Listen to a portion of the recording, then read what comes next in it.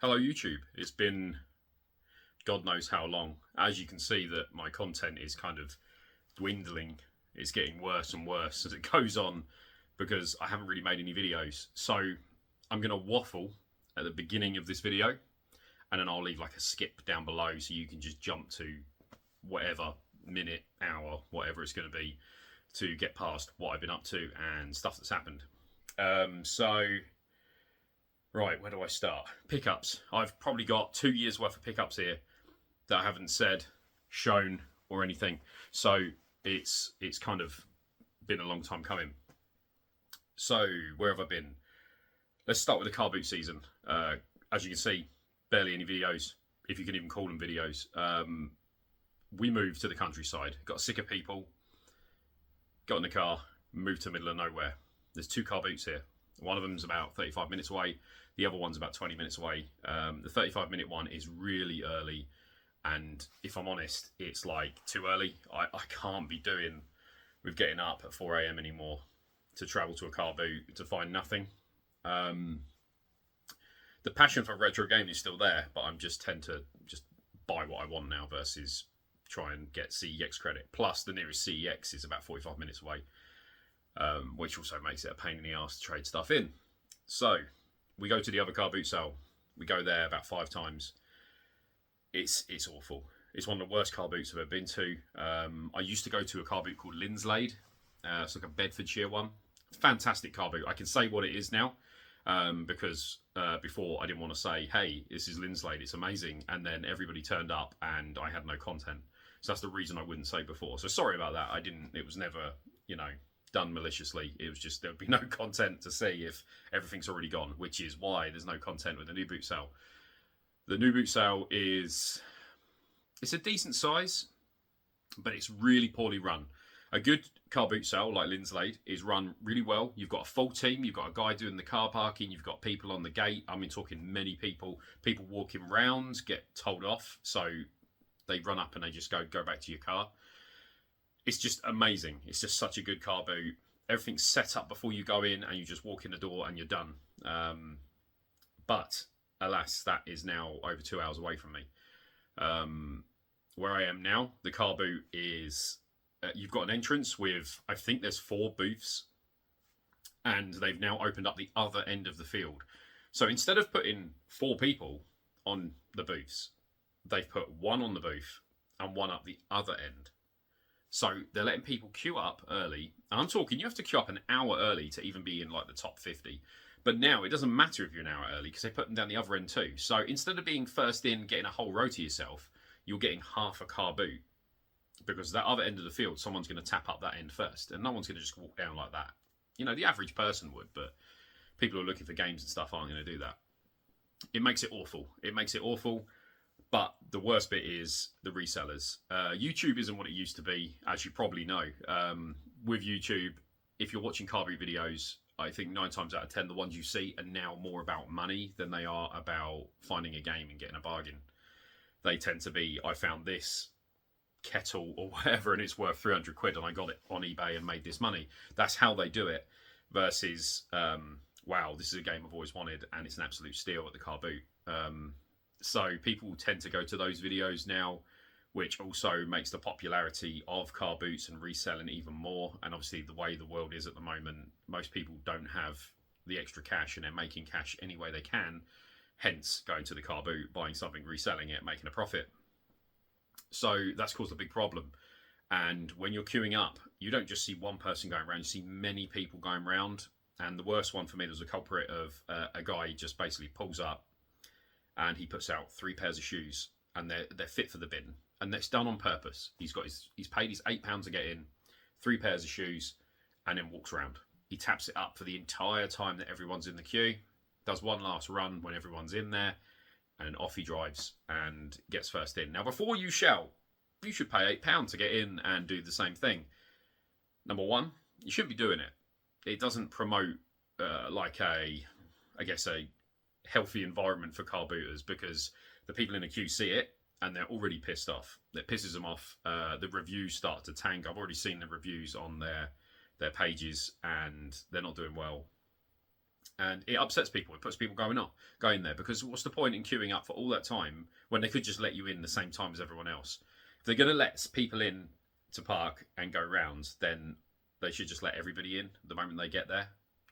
It just stops it. And it's annoying for the car booters as well. And then we did one car boot there. We sold one time. And I did it. It's bargains. I was selling loads of crap from the move. Games are £1 each. Didn't matter if it was PS4 or whether it was PS1. They're £1 each. Everything was cheap. Any console spare I had, a £5, things like that. It was barely anything. That's what a car boot should be. It should be a bargain. And Amy, the stepdaughter, she sold loads of Pokemon cards, so she did really well. And she uses that money to put towards more Pokemon cards because she collects them and got loads of fantastic sets. So the car boots now for me are just for her to sell cards. They're not for any other reason. So that's why I'm not doing car boot videos. It's very hard because I did enjoy making the car boot videos. I did enjoy going around and seeing what was there. But when you get there and everything's tapped up and you get in and you've just paid to get in and walk around and see one copy of FIFA in like 5 visits, you know, it just kills the buzz, and they're not doing anything. I mentioned to the staff as well, I said that guy's going round. First thing I saw was that guy, and I was like, that guy's going round. Like, he's got bags of stuff, bags. And they were like, yeah, he's a regular. I'm like, he's a regular? Like, it was a good thing? And I was like, yeah, but he's not selling. Like, he's got 3 pairs of shoes. This is, you know, this is a bit odd. And they were like, we'll have a word with him. Well, 3 car boots later, they didn't. So knocked that on the head. Yeah, moved to the country. It's a different way of life. I never wanted to move to the country. I'm going to say in my early years, because I'm now 41. Yeah, I moved to the country. It is a lovely way of life, honestly. You get to a point in your life, I think when you're younger, that you want to be around people. And then and I don't mean you people. I'm talking about there's dickheads in general, right? We're all dickheads in our own way. But if you work in retail, if you do that literally will push you over the edge. People are just arseholes most of the time. But we went to visit a house here. The moment we got to the village, like, people were like, after you, holding doors open, polite, friendly. And I was like, this is good. I could get used to this. And we instantly got the house. We were like, yeah, we want to stay here. It fell in love. 10 minutes we were sold. You know, they got a butcher's and a baker's all in one. There's a gun shop. You know, like, you don't get that anywhere else. There's a gun shop. You know, there's an old pub, corner shop. Everything you need in the village is there. And it's just a tiny village, and everyone's so friendly and watches out for each other. Crime is low. There's no smell of cannabis everywhere you go. It's just, you know, it's just a nicer way of living, and it's cleaner, and it's just great, you know. So I'm really enjoying that, and it's a good life. I'm finding time goes really quick now. And you think it'd go slower, but no, time goes so quick. Before you know it, blink of an eye, you're 41. And my dad always used to say to me, like, you know, time goes so fast. And I used to be like, yeah, whatever. Because when you're in school, time seemed like a year in school felt like 30 years. It felt forever. Whereas when you're 40, a year seems like 5 minutes. It goes so quick. Every day's quick. But every day's fun and relaxed and just so chilled out. And that's what I like. It's nice. There's no stress. It's just such a... it's so good. I just had it... When I was working, where I used to live, it was very stressful all the time. Like, work was stressful. The area was stressful. Just going into town made me need a shower. It was just in general getting to me. Whereas here it's, you know, peaceful, relaxed. I mean, listen, I don't know if there's any sound going to come through, but I can just hear the wind. You're in bed at night and you can hear owls in the tree. Not big game owl, but actual owls, birds like Hedwig. You hear birds singing and just quiet. It's nice. It's lovely. So anyway, good living. It's good. Yeah, what else? My car's been a pain in the ass. If you care about vehicles, the Subaru STI. If anyone tells you, if you're watching this and you want to buy a Subaru, don't buy a Subaru. They may look like Hot Wheels cars and they may sound great and they're really fun to drive, but they are made out of chocolate. They are just absolute pain. That car's had, in the year we've owned it, about 11 grand spent on it on repairs. Which, when you look at that, it's a kind of a piss take. They are just absolute, just money pits. Money. It's not even modified. It's not, when you get a car and you modify it, you expect to get some problems. You expect to get wear and tear and things popping and blowing up. But no, and you're going to go, well, what was the 11 grand on? But yeah, at the moment it's in for a clutch, and as you know, clutch on most cars is like 400 quid, all fitted. Yeah, this is costing just over 2 grand for a clutch and fitting and seals and bolts that are extra money and flywheel. It's just an absolute piss take, but it's a lovely car to drive. It's on the road and it's like it's on rails. It's so good to drive. The sound of it growls. It's not like, it's weird because when you're in the little village like this, everyone's in a 4x4. The roads here are chaos. They're all up and down and broken. But when you're in the village and you've got, this car with a big spoiler and stuff like that, they look at it and it's quite funny. But everyone loves the car, and when you've got a car that's a little bit different, a lot of people give you good compliments, and it's quite nice that people like the car, and it's a good feeling. But at the same time, all the money it costs is, just the tax alone is 750 quid a year. £750 tax. That's more than insurance in tax. And that's a piss take, but high emissions Subaru. But good fun cars. Just borrow someone's Subaru and just drive it around and then give it back. It's not something you want to daily drive that we've got. So yeah, that's the car. And talking about birthday, it's my birthday on Sunday just gone, the 13th. I hit 41. We didn't celebrate it. Sadly, my dad passed away in the early hours on Sunday. I got the call about 4 a.m. Long story short, he basically he was losing his sight. His eyes were getting worse and worse. And we believe, we still don't know because we couldn't ever get it out of him what happened. We believe he was walking up the stairs just a few steps and fell back and hit his head.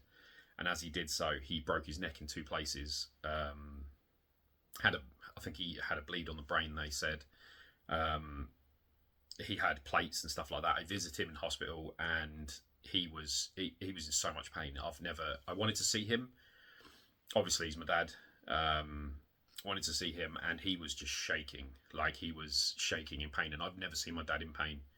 Like, he wasn't one of those hard men, he was just a man that was just not in pain. He would just get on with life. He was very like Homer Simpson. I've never met a nicer man than him. He was the most kind, generous, lovely man, and everyone says I got the best dad. Like, they always say that, I got the best dad ever. But yeah, he was the best dad that you could have. He was absolutely good as gold. The nicest, genuine person. There's not even a bad bone in his body. Not one bad bone. He's never done anything to upset anyone or do anything wrong. I've never met anyone else like that in my life. Sorry to ramble, but he got moved to the Luton and Dunstable Hospital, and he passed away in his sleep. I visited a few times, but sadly I couldn't visit near the end because he got COVID, so obviously limited. My mum was seeing him. She would feed him because at the beginning he was on tubes for everything. He was on tubes for everything. He wasted away. In the end, he was just eating yogurt 4 times a day.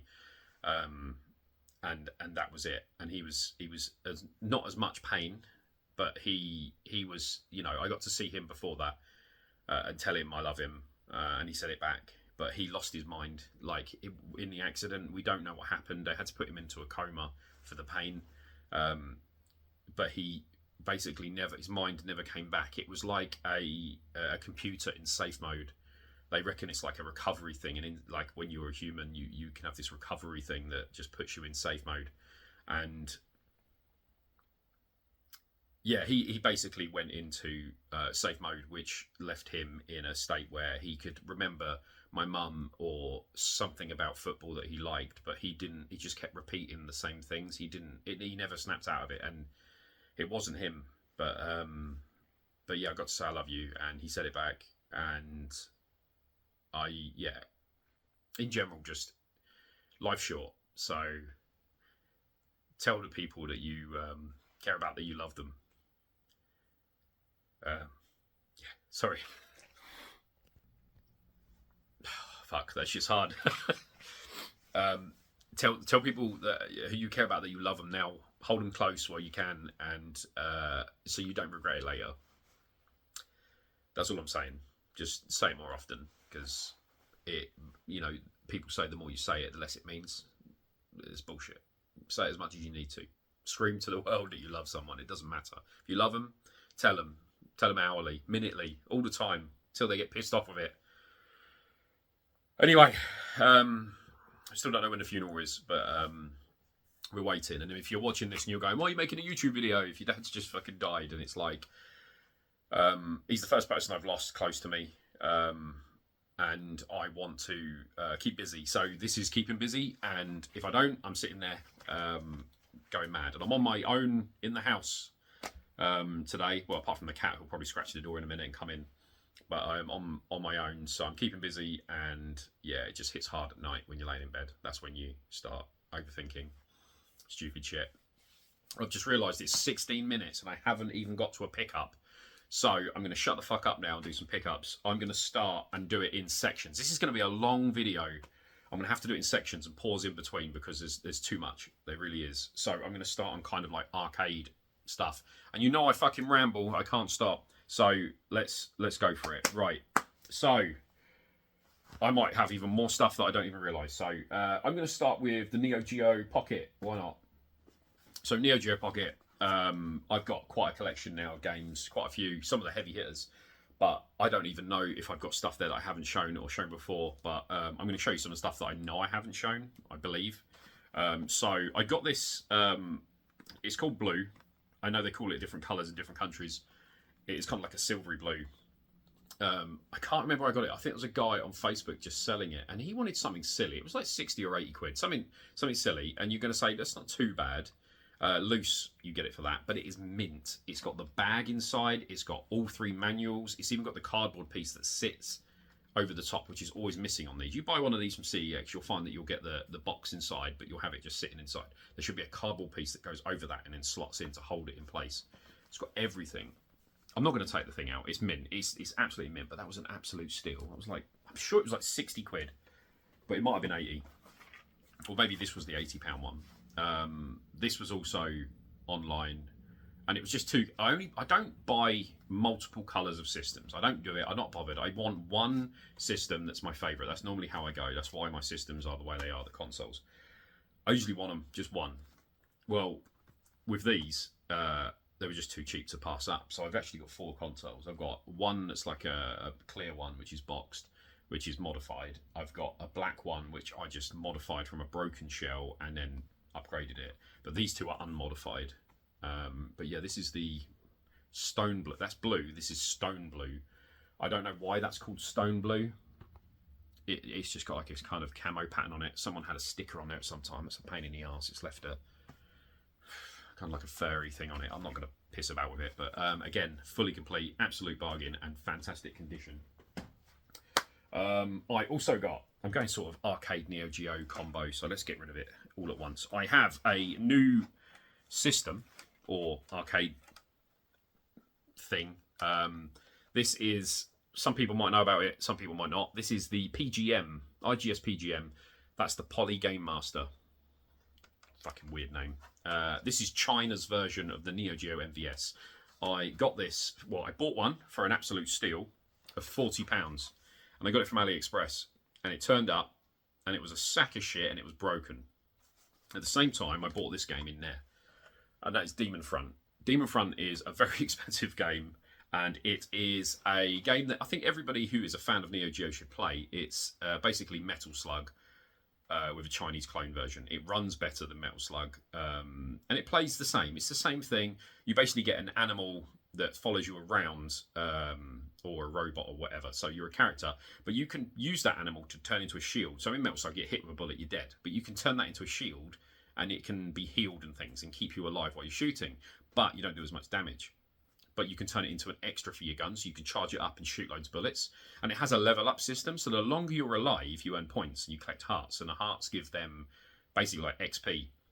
the XP builds up, and then they basically evolve like Pokemon and get stronger and stronger until they're like, you get this little flame and it turns into like Ifrit sort of thing. And it's actually really cool. Played it 2-player, finished it. Great game. It was about 200 and I want to say about 250 quid. So it was quite a heavy hitter. The PGM itself, I bought a second one because the first one was a bag of shit and was dead. And I actually thought it was a cart, but it wasn't. It was the PGM. So I got the plates from Lions 3, and that's their acrylic plate set, just to make it a little bit more, you know, be cool to consoleize, but at the same time, I just plugged a super gun in it. I can't be bothered. And the board itself's been recapped and all the stuff's been done, so they've looked after it. I paid a bit more for that because the original one, like I said, was supposed to be all looked after, and it was a bag of shit. So be careful of AliExpress is shit. If you're buying stuff on there, most of the times it's broken or it fucking arrives and it's just not what you paid for. So try and avoid that. But yeah, you want a Polygame Master, you can get some really good games on it and really, really cheap. Because it's not actually that bad. Some of the games you can get for it are fantastic and they're only like 40, 50 quid. So it's not too bad. Going on to arcade stuff, let's grab this.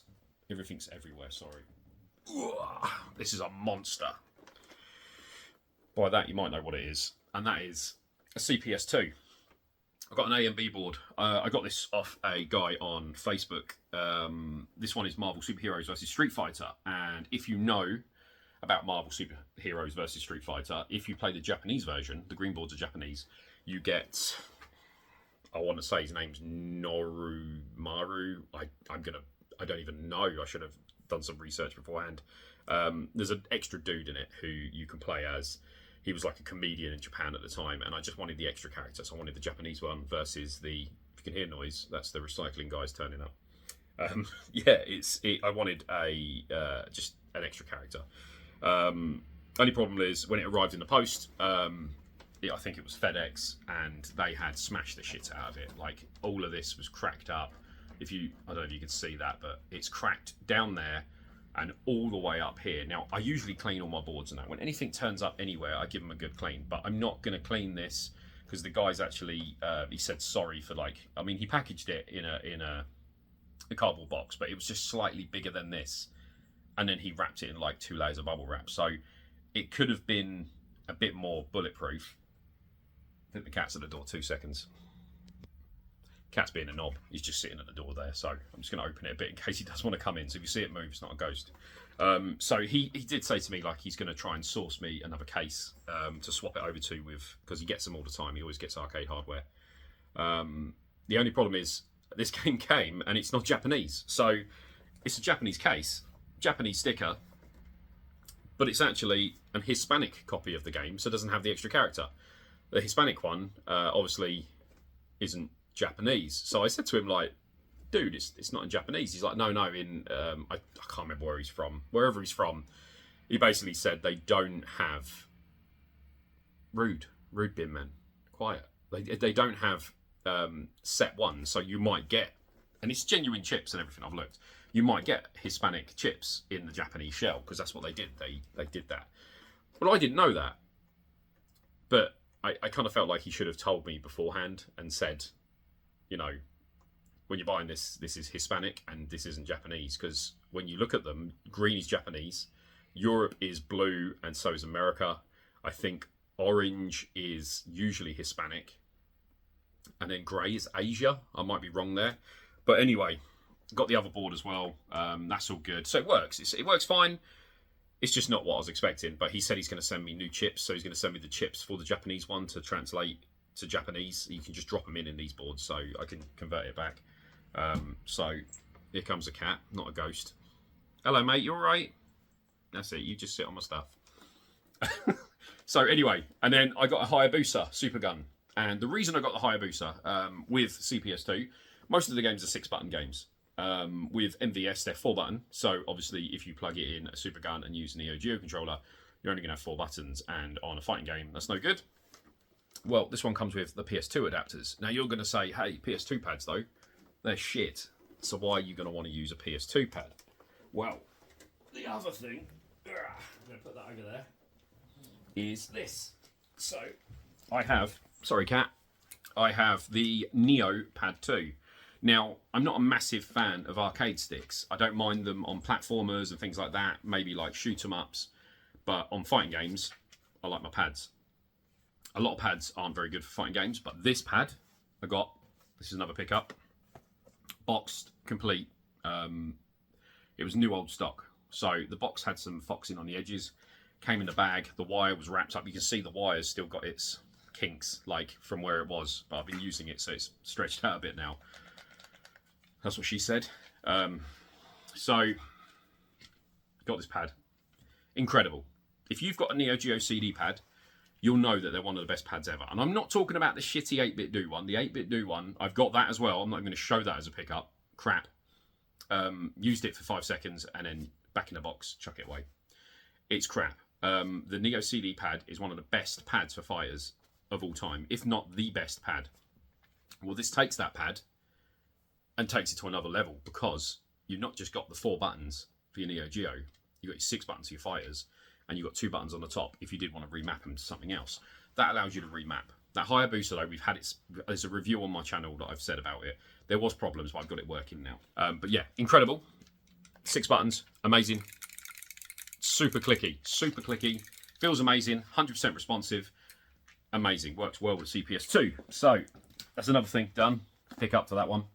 Next pickup is also CPS2 based. I got this. A complete set of a game, and it's got like some paperwork that was on the top. I didn't rip that off. Japanese text on it, no idea what it means, but it's all missing. So I don't know what it would have said. I've not touched any extras on that. And I didn't see this box at first. So this is Vampire. So as you know, Darkstalkers. Vampire's a great fighting game. To be honest, most of the Capcom fighting games are incredible. But on the CPS2, it's a great game.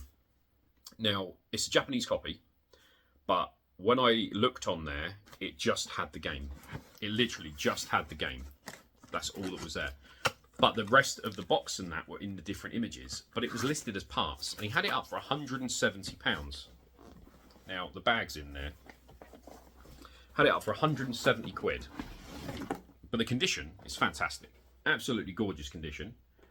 But, you know, with these games, they have a thing called a suicide battery. So what happens is the battery runs dry and it deletes the code that tells it to work. Without that code, it just doesn't work. So, long story short, took a chance on it for 170, but it had all of the paperwork and that, which is in here. So it has everything. It's got the box, it's got the bag that game goes in, it's got all the paperwork, which has never been like touched in there. You've got all the move sets, you've got the characters, you've got like Morrigan there. You coming back in again? You're gonna wreck stuff, mate. It's just trashing the place. He just wants to be, you know what, it might be near lunchtime, that might be what it is. Yes, it's got all of this. Never stuck, it would have been stuck to the arcade machine. With Morrigan, you can just make her out there.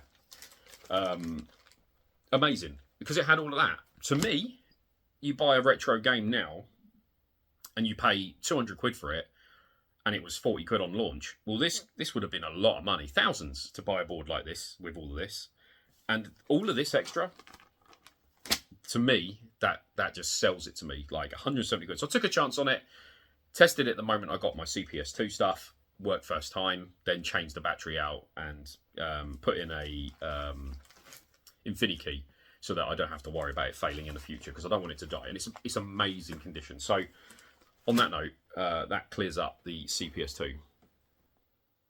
Just put the game away, because it would have taken me 10 minutes to put that shit back in the box. We're already on 29 minutes and it's like 3 pickups. Again, there's always going to be stories and I can't help it. I'm sorry.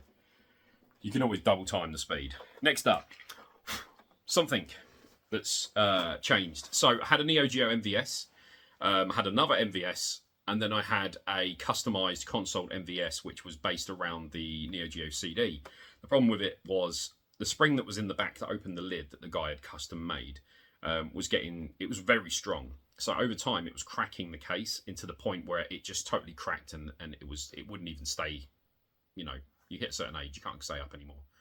So it wouldn't stay up, and then it didn't matter what I did, I just couldn't get it to stay. So if you open the game, like the flap on the top, you couldn't put the game in, and it was just a pain in the ass. So I was like, you know what, I need a new MVS. So I bought that China one, which you might see on my review before when I mentioned don't buy it. The reason being is because obviously I plugged it in, it caught fire while it was off. It was still plugged in, but it was turned off. It shouldn't have been putting any power through it, but it blew up one of my carts. Now, if you can imagine owning something like Mark of the Wolves, a very expensive cartridge, having it in your console, just, you know, most people leave a cart in their slot of their console, and then you just see it catch fire or something. That's kind of heartbreaking, but it turned out it was a King of Fighters game that was, you know, reasonably priced, so I was a bit pissed off with that, but that was an AliExpress special. They took it back and ended up throwing it in a dumpster, like they burn their stuff. If something catches fire or anything, it doesn't go back to the seller. But that Time Harvest, he tried to get me to send it back to him because he wanted to obviously redo something with it and then resell it. Fucking no. So basically AliExpress, it got sent to their thing and they just destroyed it, and I got my money back in about 4 days. But it cost me a game and the import fees, and I don't get that back. So I decided to go another route. It was my birthday, so my partner got me an AES.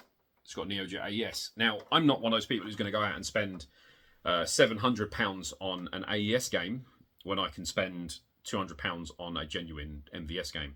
It's not going to happen. I do like the boxes, I do like the art and all that stuff, but it's just not. It's not viable as in a collector's standpoint. If they were all 50p a game, of course you'd buy them all because you're a gamer, you like them. But so we got this system. This was about. He's going to bugger off again, isn't he, mate? Go on then. Off he goes. He'll be back again in 2 seconds. He wants food. So. This was 360 quid. Came with an arcade stick. It didn't come with a power supply. I think that's because it's Japanese and the guy probably kept it. But I was going to buy another power supply anyway, which I did. And it came with a cable for AV, but I had a SCUT cable already. So, long story short, plugged it in. Thought, yeah, this is cool. This is good. I was playing with Fatal Fury. Didn't test it further than that. So decided to modify it. So the picture on these, you get different revisions, and with the different revisions, you get different quality of picture.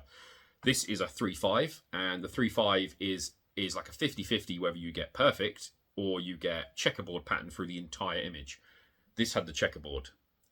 So obviously, as a bit of an OCD perfectionist, I decided, you know what, I need to mod it. So I did the RGB bypass, and the picture is supreme. Like, it's so crisp, it's so good. I was so happy. The sound's good. It's a pain in the arse that the jack's on the front to get stereo, because obviously at the back, but you could probably mod it somehow to run it off the cable, but it's not that ugly to put it at the front. So I did that, and I stuck a UniBIOS in it because obviously I want all the features of the MVS with like the cheats to turn on like the red blood and things like that. So I did all that, and then I started playing Metal Slug, and I was like, hang on, this is weird. And the M at the beginning that was moving in, so the M-E-T, the M had like a weird line in it, like a weird sort of wobbly pixel. And it was almost as if this is a pixel and that's a pixel next to each other, they were swapping like this very rapidly. So in the game, the character on certain points of the screen, his like pieces of his body would just wobble. Obviously, that's going to piss you off. So I was like, fuck, what is it? So I did everything looking at it. I looked at it top to bottom. I could not work it out. It got to the point where it was just like, what do I do? Sent it to Retro 6. The guy like reverse engineers Neo Geo, so he took it, and it turned out to be the most expensive part in the system, the LCPS2 chip. Might have got that wrong.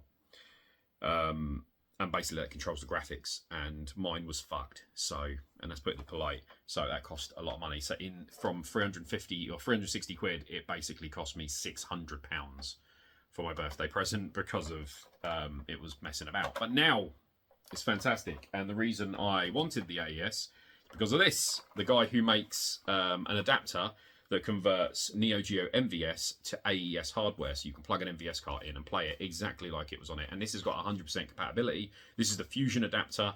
I had this shell printed like resin, and yeah, you just put the cart in the top there. That's the AES side, and you match up the arrow to the arrow on the game. Very tight fit, very tight. And then you just plop it in. Good as gold. Works exactly the same. You can use all your cheats, and you can even tell it to be an AES. When you boot up the system, it stays as AES. So you can just plug it in and it plays like it's an AES game. So if you go in the route of a custom MVS hardware, like that would be a cheaper way of doing it. But if you want a reliable, like almost home console experience, the Neo Geo AES with this adapter will do everything. And the Fusion adapter is very cheap. It's like €60 or something. And it will allow you to play all your games perfectly. And it just pops in the top. Just like that. It's great. Fantastic. Amazing.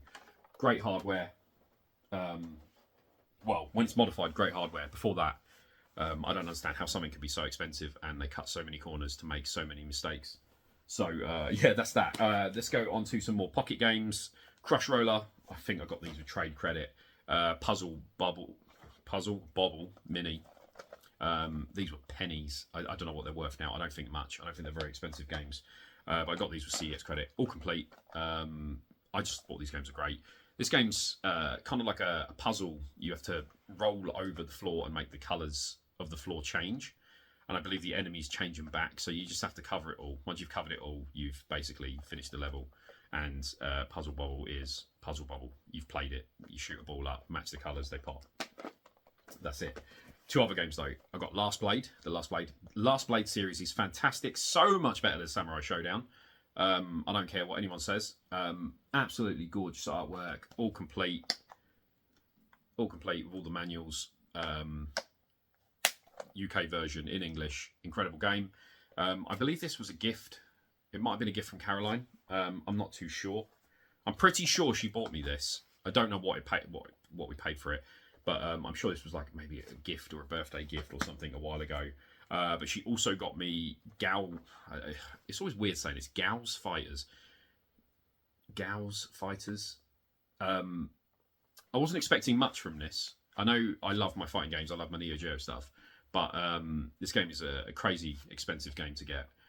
But it's actually really good.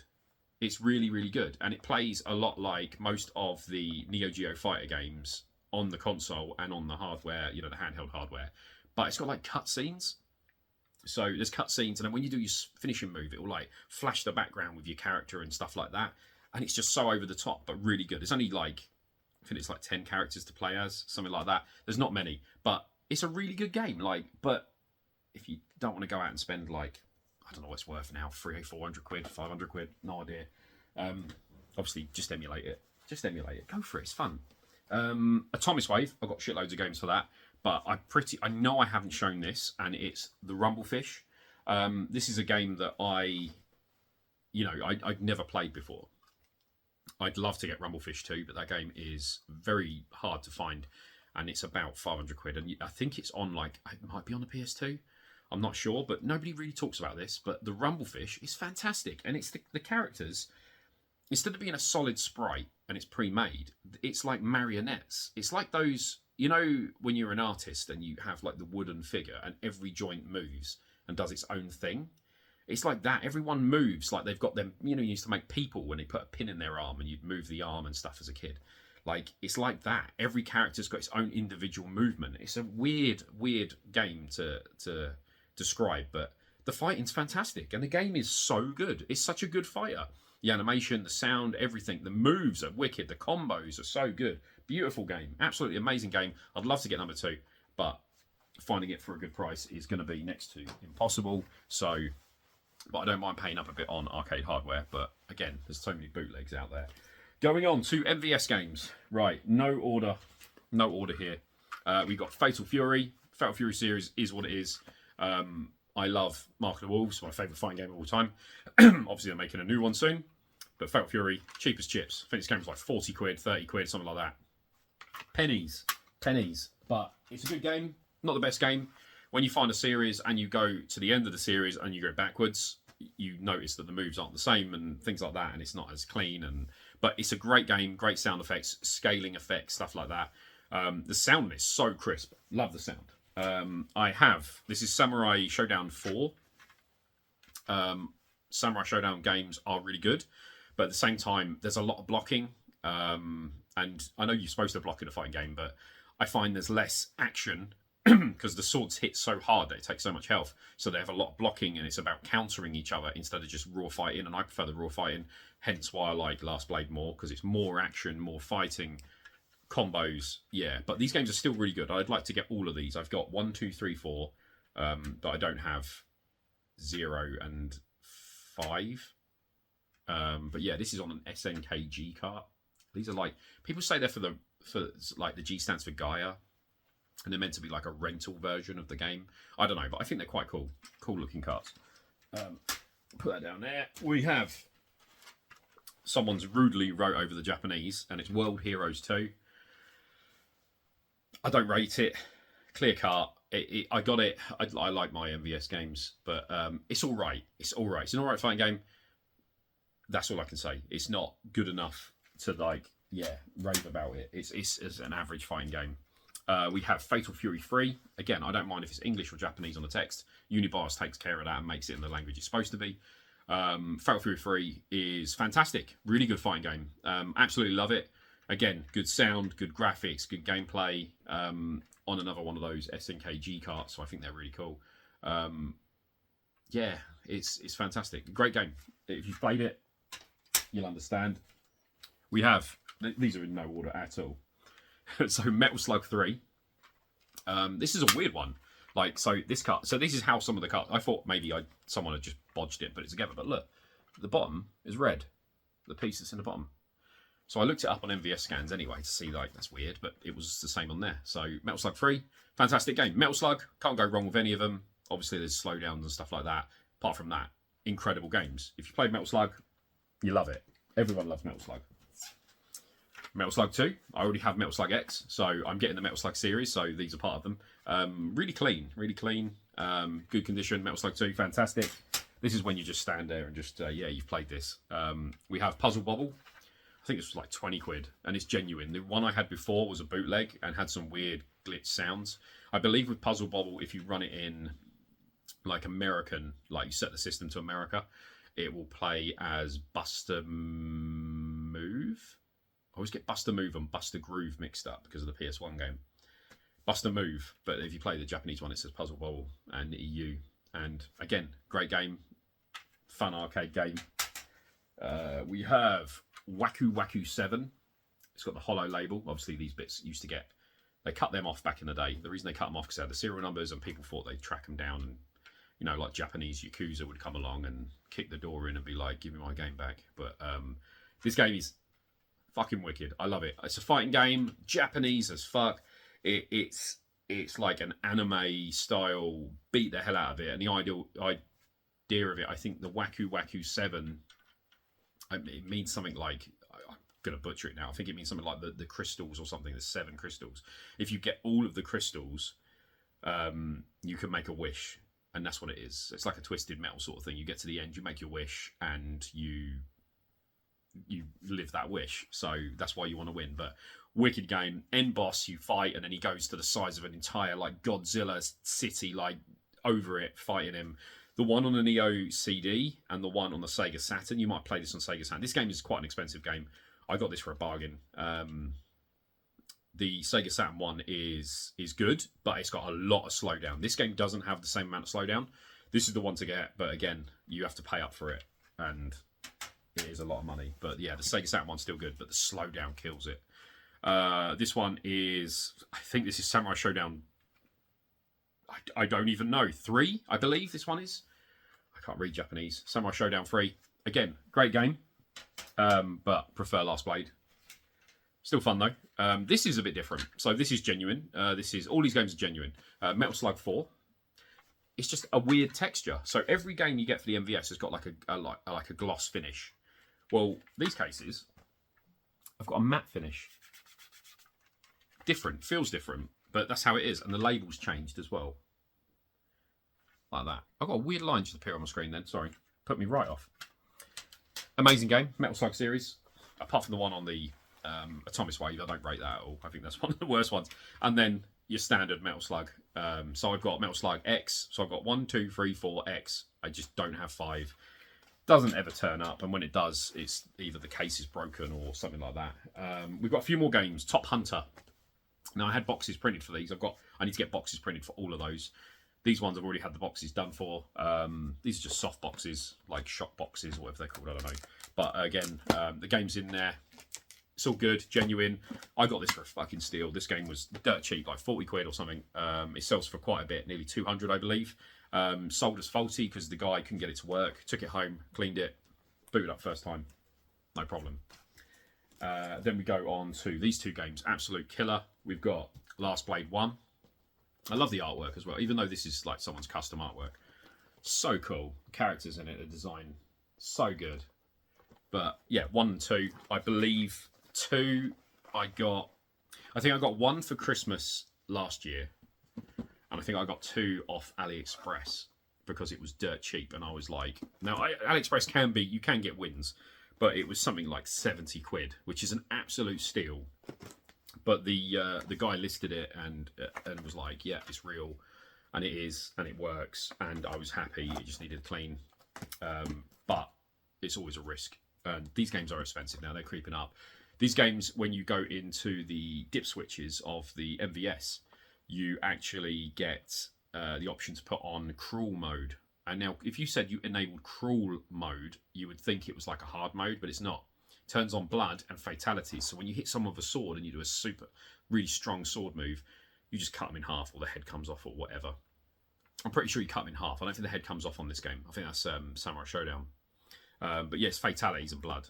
And they're really fucking cool. So, and there's actually different endings for fatalities. There's a character in it who's kind of, I can't remember her name, but she's very timid. And if you win from fatalities 6 times in that whole playthrough and get to the ending changes, because at the beginning she's like, oh my god, what have I done in the cutscene each time, until she sort of gets used to killing them. It's kind of a cool little, nod to the fatalities, instead of just going past them and just going, we just have fatalities here, everyone dies.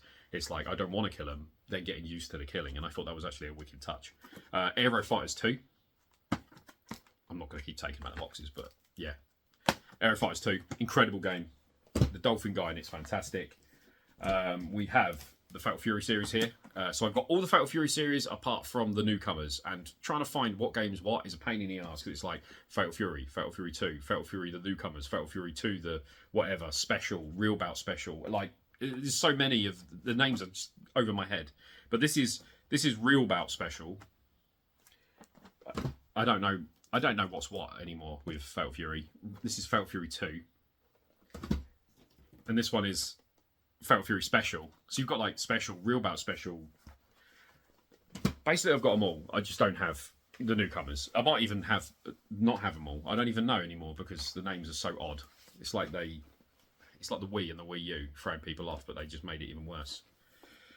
Anyway, this is the last of the Neo Geo. My only AES game. I bought this cheap to test it. And this is not one I own on the MVS, so I don't mind mixing and matching if it's cheap. But this is all complete in box. All got the paperwork in there. It's under the cart. This is the Japanese version of Art of Fighting 2. And I love the graphics. I love the sound. The fucking difficulty is ridiculous. Play this, right? I will give you £10 if you're watching it. I'm not talking about people who've played it a million times and are the best of the best of the best. Just go on it. Even if you're you like fighting games, you like Street Fighter, you're all right. Fire that up. If you can one credit it on the easiest setting, I'll give you a tenner. Without cheats. I can't even kill the first enemy. I can't. It's ridiculous. In SNK, they have this thing called like SNK boss syndrome, right? Where they make a boss at the end that's so bloody hard it wastes all your money. Now in the arcade, of course, they're making money that way. Every boss is like that, but on crack. So you're just fighting. This little girl turns up and she's giggling, and you're like, "Oh, this is cool. This is not going to be too bad, right?" And then she'll just take your ass off and just hand it back to you and go, "Fuck off!" Like, absolutely ruin your ass. It's the hardest fighting game I've ever played. I would rather go on Street Fighter with M. Bison on max difficulty, and I would beat him. There's no way I can do that. Out of the 10 goes I had with different characters, I beat the computer once. And every special move they block. So basically the problem with the game is, whatever you do, it reads your input. It doesn't let any moves go through. So it's not natural. It knows what you're going to do. So if you throw a punch, it blocks. If you do a fireball, it will block. It knows what you're going to do. So it will always counter it. So you've got a game that relies on special moves, but you can't use them because they always block. So that's like having a racing game where you can't accelerate because you're not allowed to accelerate because it won't allow you to. So you never win the race. It's such a bad design. Put the bosses later on, make them harder. I understand that, make a bit of money. But if I went in the arcade and put £1 in had 2 goes on that, I would have walked away. I wouldn't go, oh, I want to keep going, I want to beat that boss, because that would put me right off. Absolute crap. But that's it for the Neo Geo and this stuff here. So now I'm going to move on and go on to another system. I'm already at 50 minutes and I've barely done anything. So I'm going to jump to the next system now. I'm sweating. I've just grabbed loads of more. Loads of more? Loads of more. I grabbed loads more off the shelf. And it's just never ending. I don't actually know what I've shown and what I haven't. And I've got some PC Engine games in this. And I have no idea if I've shown them. So I've grabbed ones that I know I haven't shown. But then I might have. Who knows? This pisses me off. And you know what I'm going to say. Look at this. I haven't slept well. Because my dad passed. I've not been sleeping. So I would have a Powerade to wake up a bit. But what did it? I don't understand it. It's like, oh, so you recycle it with it. We'll just keep it attached so you can't drink properly without getting soaked from the lid juice. And when you try and put it back on, it doesn't go on. Fucking stupid. If I want to rip it off, I'll rip it off. Oh, it's so hot. It's so hot. Because look, when I put it back on, it's just awkward. Silly bastards. Sweating. Look. Anyway, bit of arcade I didn't show, sorry. You're like, fuck arcade, who cares? This is the Polygame Master 2. Didn't show that. Polygame Master, they made a 2 and they made a 3. But on the 3, they only made 1 game. On the 2, there's a few games. I only own 1 game, and obviously King of Fighters. This is King of Fighters 98 Ultimate Match. Hero, I believe. This game is the best version of King of Fighters 98.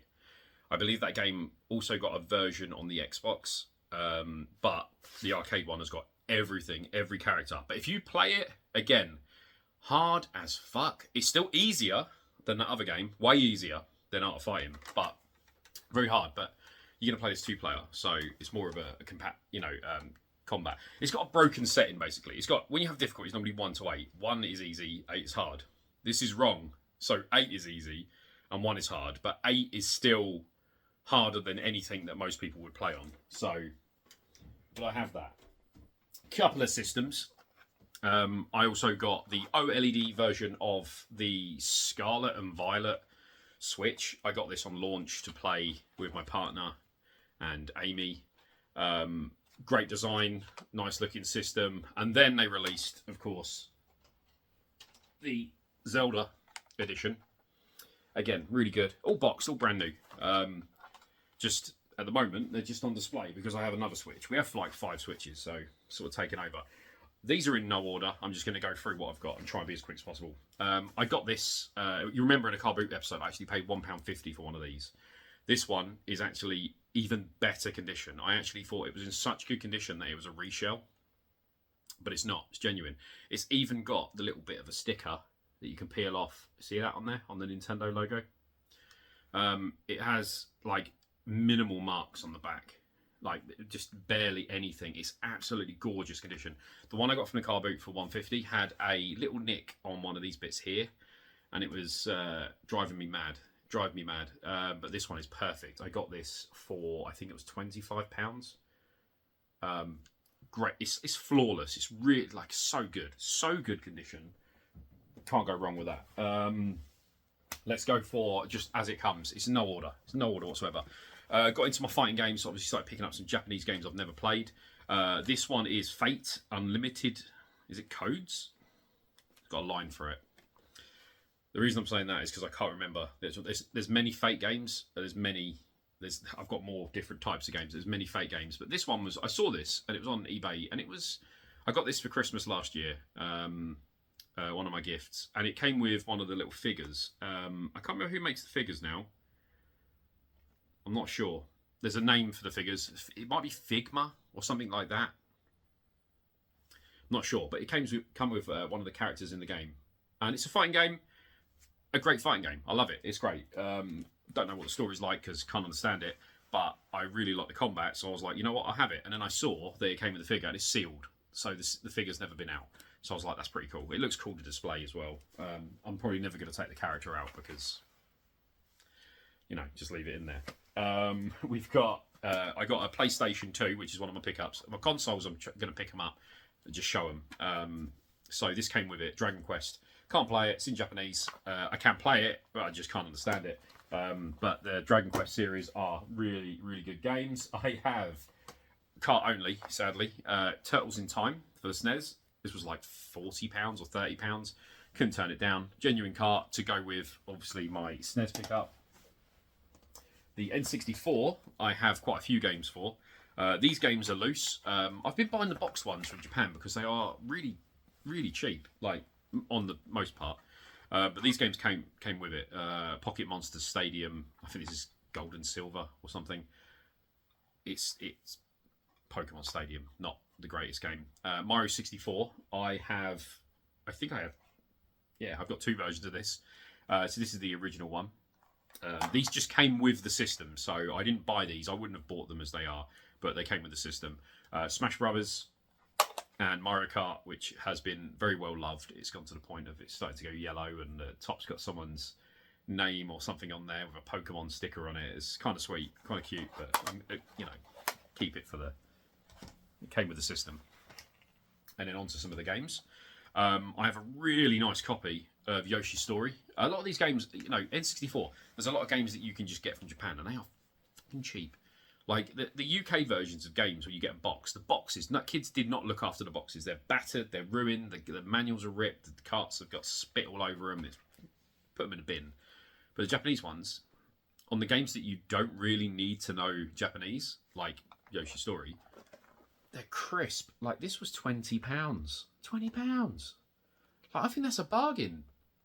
All in there, paperwork, manuals, the game, of course. Like that, if that was a genuine Nintendo 64 game from the UK that was in that condition, you'd be paying quite a bit of money, and it's gorgeous, great. So I'm loving this N64 stuff. Not a massive fan of the N64. We'll talk about that later, but and I got this one, big heavy hitter, exclusive to Japan, Sin and Punishment. I believe got re-release on Wii U. Complete in box. Annoying thing is it's got one of those magnetic stickers on it, and someone's tried to peel it, and you can see that it's lifted a bit of the paint underneath, and they've gone put it back down. That's really a shame, but not the end of the world. It would have come with that sticker when it was made, so not too bad. Again, complete with manual in there, perfect condition. Like it's really, really, really good condition. I know it's in a protector, slight foxing on the corners, as always. I mean, these things are great to protect them, but if people are putting them in, they're probably hitting them. But yeah, no crushing or anything. Great. My opinion on this, as someone who'd never played it, I finished it, played it on normal, got about halfway in, and then was getting my arse handed to me by the timer. I wasn't killing things quick enough, and the timer ticks down. And when a timer ticks down, it's a shooting game. It's kind of like almost like Space Harrier. So the character can move, but not all around the screen, only on some bits. You move along the bottom and you just shoot. Star Fox, Space Harrier, whatever. And you shoot, but then you can change the shot mode to a lock on, so it like locks on them roughly and stays on them. So when the enemy moves, it will trail them, but you do less damage. And then you can do a mode where you just shoot them normally, but as you shoot them, you basically do more damage. And then there's a sword as well, so you get a sword sort of thing, and you can swipe. And so but the buttons are a bit, I wish they just put the sword attack on a button versus spamming the button that does the shot, because it's a bit clunky. But playing it on normal, when the timer runs out, your health bar just goes down and down and down. So when you're first fighting a boss and you don't know the tactics, you might run out of time, and then you have to go back and do it again. So you run out of lives quite easy on that. So then I looked online, I was like, what am I doing wrong? And then saw that people said this game shines on easy. Put it on easy. So I put it on easy, and then I had a better time. I was shooting things, it was blowing up, it was more action orientated like Star Fox. Smashing through it. Finished the game. But for the hype that game gets for the people that like it, it's all right. Like, I feel like the problem with N64 is it's got such a low bar of quality of games that if you've got a game like that, people praise it because it's like the best thing since sliced bread. Because their game quality is so low, in my opinion. There are good games, sorry, but it's very low that game sort of becomes god tier. It's got English voice acting, so that's kind of a good thing. So if you're an importer, playing a game in Japanese and hearing Japanese voices is all well and good, but you don't know what's going on. But the story for that is almost like Kingdom Hearts. It doesn't make any sense. It's all over the shop.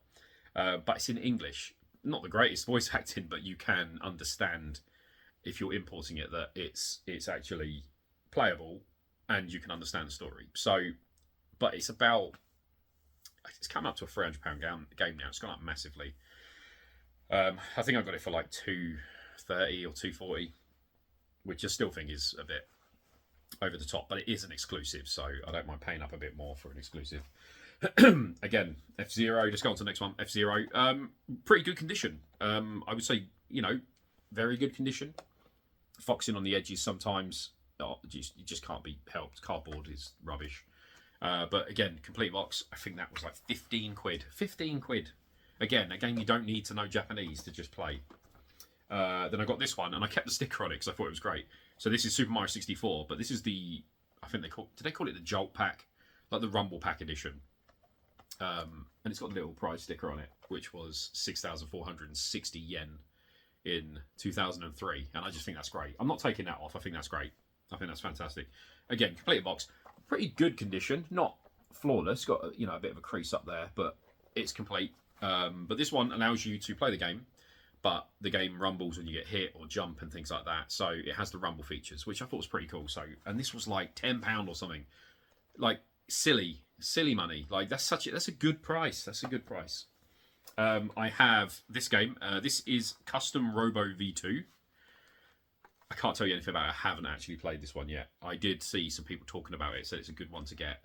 Japanese exclusive. I've got a couple of them. I actually have V1 and V2.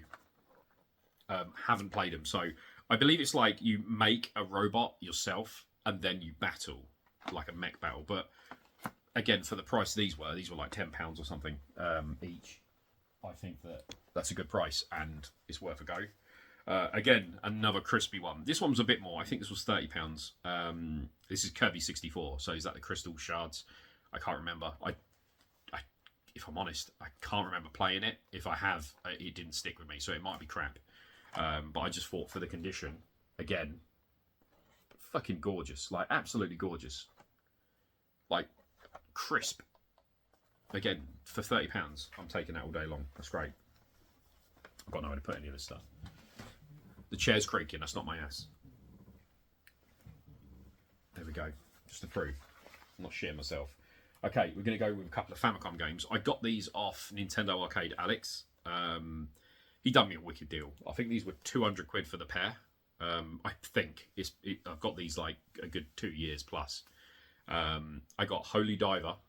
And this is minty. Like, when you see these online, when you see this detail here going down, it's like a marbling.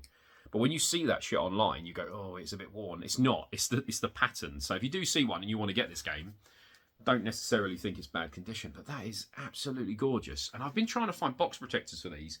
Every one I get's too small. I cannot find one. It's either too big or it's too small. Pain in the ass, but it's got a slight bit of the stuff come off there, a bit of the paper. But overall, it's all in there, all complete. I would class that as a very good condition game.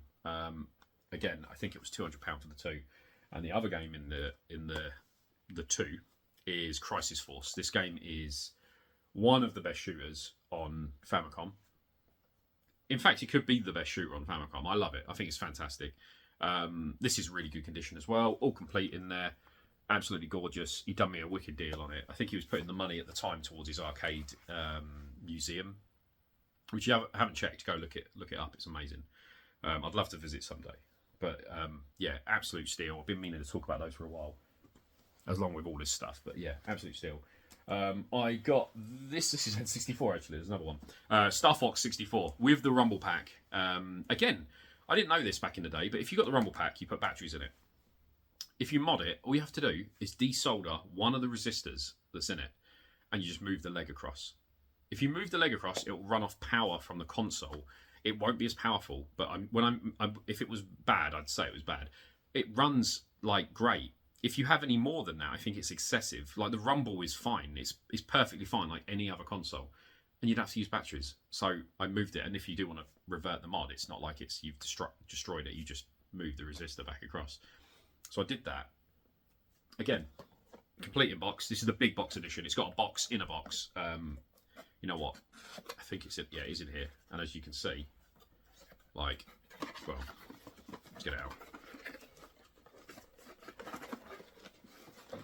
Again, crisp. It's got a little bit of a dog ear there. A little bit. Don't know what's happened. Someone put it in maybe wrong. Wasn't me. But that with all the paperwork, boxed, complete, rumble pack as well. I think that was like £30.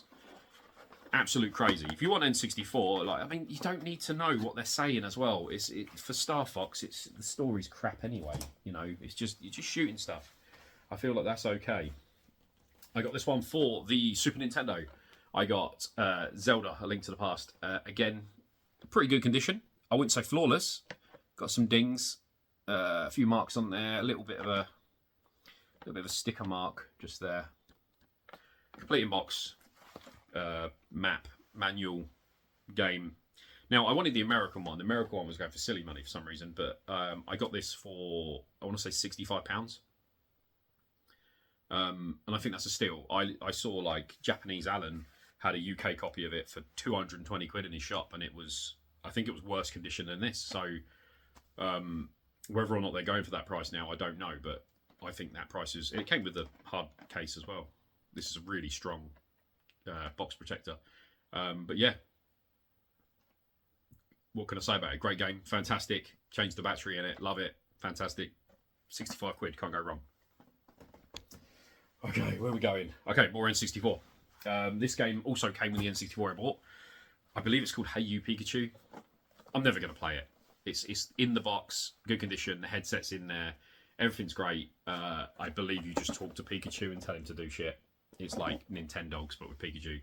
I've never played the English version, and I probably won't play the Japanese one unless I'm really bored and just start shouting Japanese words. Yeah, it's got everything in there. It came with the console, and the price I got the console for is fantastic, with all the stuff. So I'm just keeping it just for the box art. Like it's cool, but not something that I'm really head over heels for. Now we've got some more high-end killer. I don't know the full name of this. I'm not going to pronounce it, but I know Bangayo. That's it at the end. This game is actually fucking great. I went in disappointed because of Sin and Punishment. Again, lovely condition, all boxed in there, manual, everything. This game, I got it on bids. I think it was 220, and it goes for about 300 quid in Japan, and people pay that. So if you wanted to just get rid of it, you can make your money back and profit straight away. The box overall is really good condition. The game itself is kind of like proper anime. You're a tiny little mech, and in your mech you fly around, and you have different ways of controlling it. So you can use the stick, is what I do, to move around, and then use the C buttons to shoot in the direction you want. So up, right would be up and right together. And you're just shooting. And, oh, cat's back. Hello, mate. You all right? Oh, no, he's going back out again. Drives me mad. Drives me mad. It's because there's stuff on the floor, and now he's looked at it and he doesn't want to damage it. You all right? Never ending. I'm going to have to jump cut everything. Crazy cat. What was I talking about? Oh, Bangayo. So yeah, you're a little mech, and you go around and you move with one, shoot with the other, and you can hold the button down to charge up to 100 missiles at one go. And so you could do, there's two characters, there's like a boy and a girl. The girl's got like ricocheting plasma bullets, and the boy's got rockets that home. So you can just go charge, and then it releases a circle that goes round of rockets, and then they all follow and chase whoever's there. So if there's a load of enemies, they'll just sort of spread out. The point of the game is you destroy things for points. You get fruit, and the fruit gives you power-ups like the rockets. So the more fruit you eat, the more times you can use the rockets. So if you've got a bar of 500, you can use 5 full charges, but you don't have to use all 500. You can charge it to 20 or whatever and let go. Get to the end of the level, kill the boss, which will be a tiny mech or a big robot or something, and then you destroy it, and then you carry on. So it's kind of a shmup. It's a shooter, but it's different, a different way of doing it, and it's great. It's made by Treasure, and you know Treasure makes some good games. I think it's great. One of the better N64 titles I've played. and a genuine, like, as someone who imports games, disappointed with Sin and Punishment. But that really, I played first level, I was like, not sure, bit easy, and then as I started getting in, I was like, actually, it's pretty cool. It's really cool. So love it. Good voice acting as well. I give it a solid 9 out of 10. I love it. I think it's great. Next game, we've got Rakuga Kids. It's a fighting game I've never played. And one of the reasons is because the N64 D-pad and controller in general is absolute shit. But my N64 came with the genuine pad, but it also came with the Hori pad. That's in the pickups, but I'm not going to show it. You know what they are? They're the tiny little pads, but they have a really nice analog stick and really good for the games. But this sadly doesn't have the manual. I got this for about £50. This game goes for quite a bit, complete in Japan. But again, slight foxing on the corners. Apart from that, overall, really good condition. So, can't really complain about that. And I also have Custom Robo V2. And you're going to say, well, have I got it twice? Long story short, I ordered the one I showed, and the guy sent the wrong one. He sent the wrong game. And when he sent it, I said, dude, you've got 2 of them listed for sale, like one on each, different thing. I said, but I wanted the other one for the condition. I'm so sorry. Turns out he's not that far from me. He's about 30 minutes. I was like, I'm happy to meet you and just swap the games over if that's all right. And he went, don't worry about it, keep it. He said, I'll just send you the other one. And I'm like, what? And he's like, yeah, I don't need it back. So the reason I didn't want this one was just that the box was very crushed. Like the top's all beaten up. It was just out of the 2 for the same price. Of course, I want the better condition one. So I have this spare one, and this one, I don't know, maybe when I go to a convention or something, if anyone wants it, I will give it to them. Yeah, like, it's spare, so I don't need it, and it's at the moment it's sad and on its own, and I feel sad for it. So it can go to a new home. But yeah, it was nice of him. He didn't have to do that. I was like, mate, I'll just swap it. I'll meet you halfway if you want, 15 minutes each way. And he was like, no, don't worry about it. It's fine. And he posted it. Like, couldn't, yeah. You don't get sellers like that many times. So I have a new 2DS. I had a 3DS XL. The new 2DS is wonderful and the screen's great. I actually got this one from work. This is the Pokemon edition, and you can press the button in the middle, which is quite cool.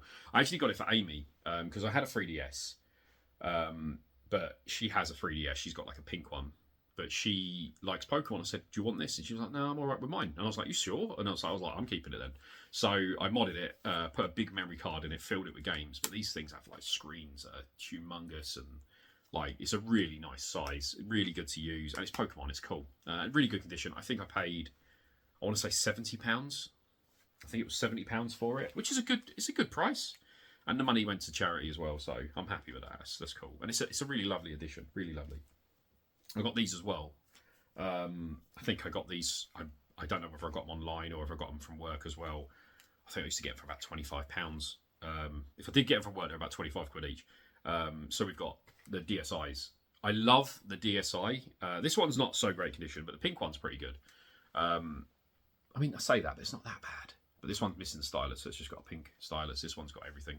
But again, you can mod these with custom firmware. You don't need a memory card that does it all. You can mod it and then put your memory card in, fill it with games, and install games to it. Obviously, this edition has, the camera and stuff like that.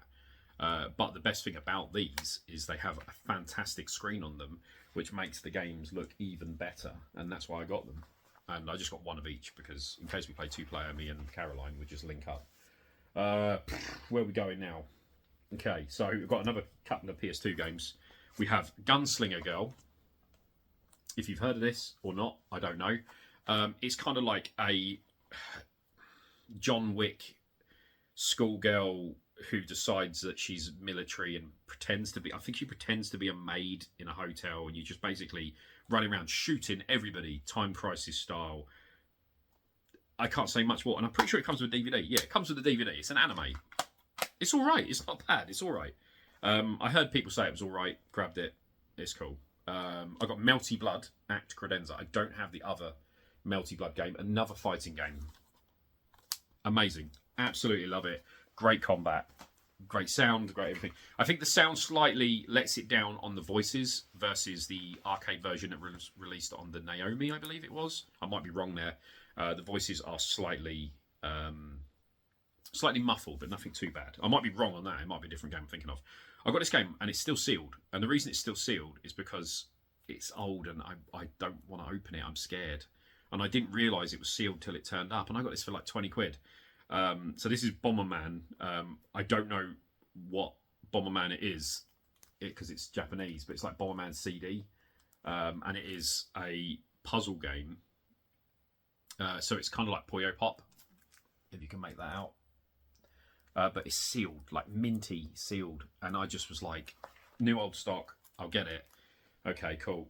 But I wasn't expecting it to be sealed, and it is. I have Devil's Crash, or Devil Crash, finally after all that time. PC Engine, complete. Got a little foam pad and all that crap. Fantastic game. One of the best pinball games on the system. One of the best games on the system. Needed to get it.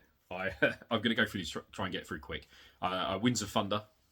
One of the best shooters on the system. With probably one of the best soundtracks of all time of any game.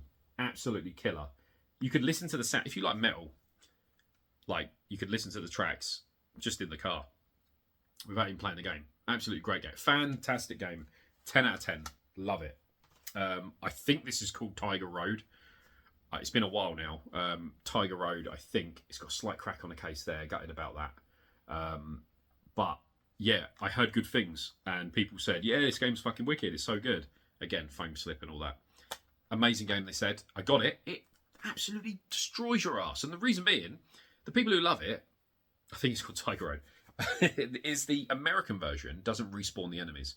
This one doesn't stop. So if you're trying to jump over a gap and there's a bat, there's all the bats. There's not one bat, there's every bat in the world in that section.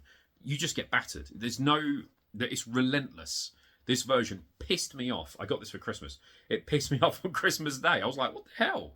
And I put the EverDrive in and I was like, I'll play the American one. I was like, oh my God, it's the American one. Don't buy this. Get the American one. Unless you're just going for Japanese. I don't regret getting this. I just regret the difficulty that they put into it. I don't know why they made it so hard. I got Bomberman 94. Typical Bomberman game. You like Bomberman, you'll love it. It's just Bomberman. It's the same on everything. We have, this is Parodius. I think this is just Parodius. I don't think it's anything else. Parodius, again, fantastic game. Great cover. Good condition. Slightly fading on the spine now because obviously the white plastic goes like that in old tech. So obviously the case is the same sort of plastic. But yeah, 1990. A great game. I give it, if you play Parodius, you'll love it. Another good shooter. We have Star Parodia. I absolutely love this. One of my favourite shooters on the system. Complete. Of course, it's complete. The inlay is, yeah, that's it. So yeah, you get the CD. You have to be careful with the CDs for the PC Engine because they don't always have printed surfaces on all of it, and if you get the shiny surface, they can scratch and damage very easily. So you have to be very, very careful. I believe these are all like Christmas presents, so I don't know the prices. I have Dragon Egg. I believe it's called Dragon Egg. Finished that game. Finished it many times. Yeah, it's a great game. A great game. You basically get a dragon egg and it hatches into a dragon, and as you progress, it can basically get stronger and stronger and get more attacks. And I think instead of you dying when you get hit, the dragon devolves and gets weaker. I might be wrong. It's been a while since I played that one. But great game. Again, fantastic. I tend to only buy good games. I don't tend to buy things just because I haven't got it and then it's shit. I tend to go with games that I know are decent or I might like, and if I don't like them, I get rid of them. I have Liquid Kids. Such a weird name. Platformer, kind of in the style of Bubble Bobble, where you chuck liquid, water, and then turn them into a ball and then throw them and then they burst and go.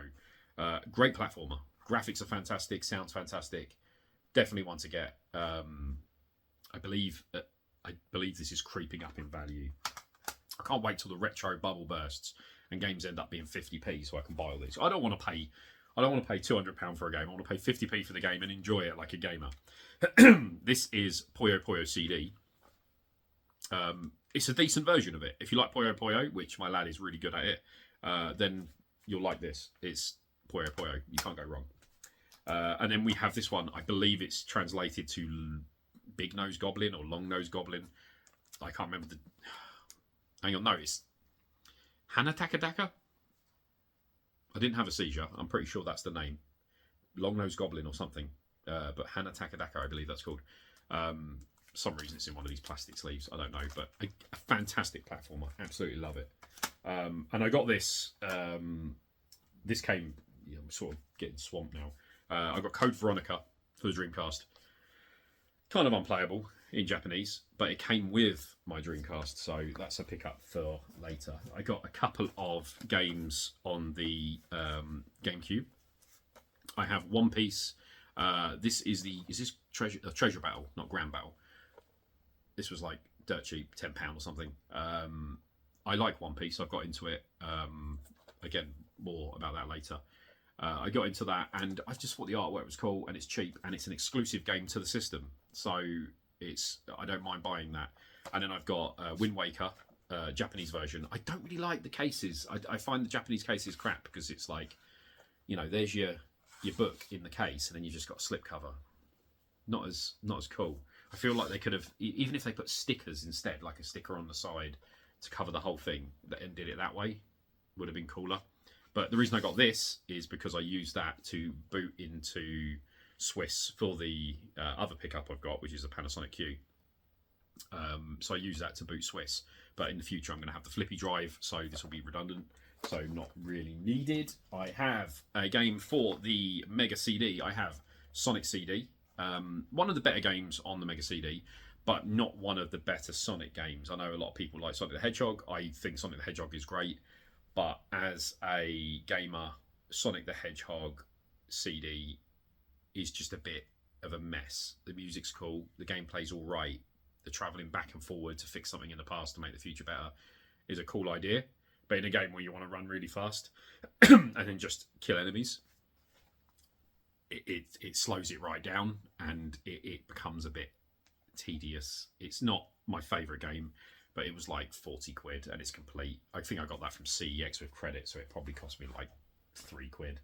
I got these games. They came with my PlayStation 2 for some reason. Final Fantasy 7, Japanese. Really boring box art, right? Again, I won't be playing it. It's Japanese. I don't know what's going on. Just white. I assume they had different. This is like, maybe this was like their classic edition or something, because it feels like there should be a better artwork. I might be wrong on that. And in Final Fantasy 8, again, a little bit more of art, but very bland. I'd have been disappointed to see that in the shop. And then I have a couple of games I got from Eddie, from his friend. We have Real Bout for the PS1, Fatal Fury, and then we have Real Bout Special Dominated Mind. Now, I wanted this because it has cutscenes. So when you boot it up, it has a special character that's only on this game, I believe. So considering I've got all the Neo Geo stuff, it's got a character which is this chap here. Can't remember his name. But it has cutscenes, and I think the cutscenes are fantastic to have. And they look wicked. I've got a Retro Ting 4K, which is another pickup. Never ending. The Retro Ting 4K makes the cutscenes look HD. They look so good. These games, I got these for a bargain, but they are slightly scratched. They do need a resurface, because you do get skipping sometimes, which is a shame, but I don't know. I haven't got a resurfacer. Every CEX I go to, it's always broken, so... I believe that's it for that section. And I don't think there's any more games I want to say, apart from the odd knick-knack that's not really worth talking about. Obviously, I did my models and stuff. I've been making. If you haven't looked at my TikTok, I'm sure it's Kev9Wall9. Inside joke. Yeah, it's over there. It's on TikTok. I do a lot of modeling. I got an airbrush kit. My partner bought me an airbrush kit. She got me a cheap and cheerful one. Like, I'm talking really cheap one. She said, if you don't like it, just get rid of it. But if you do like it, we'll just upgrade. And I wanted to get into it, so I thought, you know what, 3D printer. I got a nice resin printer. started printing models, and I got into the airbrush, and the airbrush pissed me off. It was awful. It was really, going in cheap is a good idea, but at the same time it can really piss you off. And I was using it, and I'm like, this is clogging, this is broken, blah blah blah. But you learn the basics. Put it to the side, upgraded to a really good airbrush, and I was like, so much better. And then I upgraded to a really really good airbrush, and it's just like going from a Corsa to a Lamborghini. The difference in quality, so it's just such a big jump. It's so nice. And yeah, I love airbrushing. So I've been doing my models, getting better at painting. I wouldn't say I'm the best, and obviously if you are doing any art yourself, you're very critical about your own work. So I do like my work, but when people want to buy it, I do say, like, it's not worth it. And it isn't worth the time. You paint something and it takes you 40 hours. Even if you did it minimum wage, it's going to be over 400 quid, and that's not including materials and everything else that's gone into it. So it's not worth doing it, apart from for myself. So I do models for myself, but I do give gifts and give models away. But I've done quite a few. I've got a few, and I've got all my Neo Geo ones I'm doing from King of Fighters and stuff up there. So I've got loads to come. But if you ever want to see that on my TikTok, it's there. Okay. I need to show consoles now. This is going to be fun. Okay. I'm knackered. I can understand why people make videos and do them a little bit at a time. You know. I'm onto the consoles. There's a few. I'm now upgrading all my systems. Well, I have upgraded. There's one on the way. To all my favourite versions of each of the systems. So favourite PS2, favourite Sega Saturn, and so on. So that I have the one I like. I don't really go for... I mean, if they're cheap, like if I had a Game Boy, right, and it was like £2, if my favourite version was £100, I would buy every colour if they were £2. But I'm not going to be paying like N64 and then buy every fantastic colour or whatever from every region for everything just because I could. Because I'm never going to use them when they start leaking caps and stuff. It's just a waste of time to me. But I get why people do it. It looks good. You've got a wall of colourful N64s and things like that. It's cool. But when things start going wrong, you've just got a load of paperweights there and you've got to sort it out. And if you don't get there on time, it's going to start leaking. Now, I'd rather get the system, upgrade everything, know it's perfect, and it will last me till I'm gone. Then when I'm gone, it's whoever's next gets it all and they can deal with it. But for now, I'm just sticking to my favourite of each one. So I'm going to do them in sets of 3, because I'm knackered already. And I need to put them back after using them because they're all wired up. So first of all is my PS3. I have the One Piece Gold Edition. I did say about this before. Let's get the light off it. Absolute love One Piece now. I've got into it. Really enjoying it. The show's pretty good. The games are great. They're very Dynasty Warrior style. Good fun. This is a modded PS3. So this one has custom firmware. Now, people, when they get PS3, this is a late release PS3. So I still have the interior of this. I have the guts. But I've swapped the guts from an older style PlayStation that would fit. I had to go through like 6 PlayStations to get one to fit. And the only difference was this light bar here, this button, you know, the power and eject. It doesn't fit off versions. What I did, hairdryer, peeled off the gold strip, swapped it to the other one, stuck it on, fits perfectly. So that's what you need to do. So if you do want to keep the gold bit and you still want a custom firmware, because the thing is, custom firmware is great, but then they do one called Hen, and Hen gives you access to homebrewing that, but you have to like enable it and then boot into it and piss about, and it's not as reliable. I find that when you're trying to play a game, the game will get stuck, or the menu will crash and you have to reboot it, and you can't just press the button and turn it off. You've got to hold the button down or pull the power. It's hassle. Whereas the custom firmware, it's all done. It's repasted, cleaned up, dusted inside. Everything's changed. The battery's changed. I think it's got 2 terabyte hard drive, and I could just put my games on it and then play it that way, and I haven't got to mess about.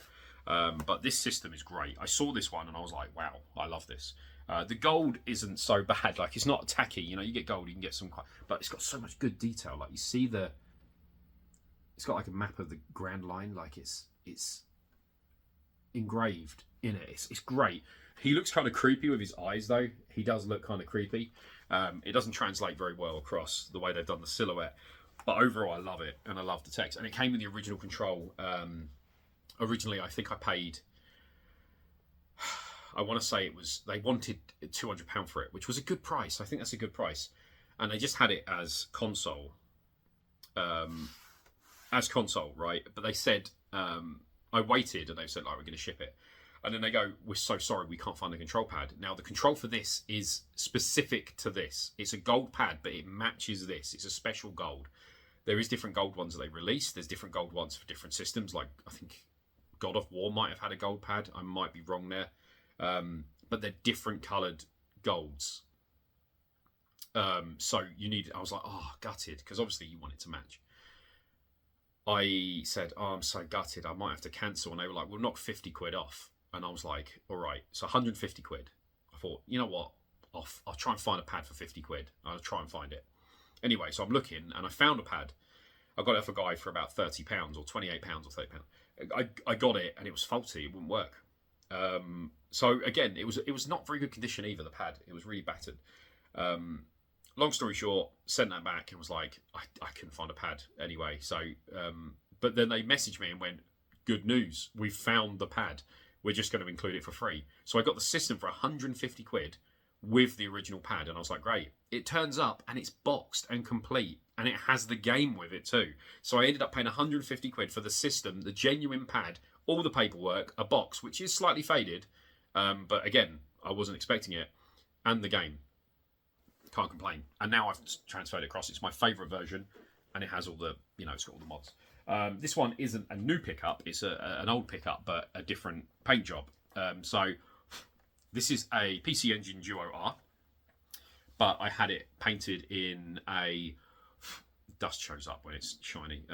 I had it painted in like a Kawasaki green. It's like a metallic green. It's got a nice... It's hard to get on the camera. It's kind of like got a gold like flake to it that shines if you can get it to go in the light. This was done by Raw Talent. He did take a while to do it. I think he had problems at the time with something, but it did take a long time to get it. But I got it back, and overall, it's a fan. It just shines. It's glossy. It's nice. And then I told him, like, could he do the black lines around the edge? It's kind of like a when they get nowadays you get cars and stuff, and they start making it anime style, like a kind of make it like a comic style. So doing that line work around the edges, it does make it pop a bit more on all the edges, and it's nice. My only negative for it, and I always say things as they are. The only negative is two parts. Number one, green all over. The slide switch just at the bottom there where it's uncovered, which you can see. Now underneath you can see the grey where a bit of the primer's gone on, but it didn't get the green on there. So even if that was black, it would have just sort of blended a bit more, but it doesn't have it on the slide switch just there. You see it on the top. Slight thing. And again, another one, but you're not going to see it unless you open the door, is the inside of the door. You can see where he sprayed around, but he didn't spray the inside of the door. So you can see like a bit of the base, the not even primer, like it's just sort of a run over that's gone on the inside, and there's no gloss on the inside. But you keep it closed, so when you're using it, it's closed, and you only open it for a second. It's just a little detail. I think it's the same with the... You know what? There's another game in there I didn't mention that I picked up, but again, that's the Crest of Wolf. It's in there because I've been playing it. I know I picked that up because it's the last game I played on it.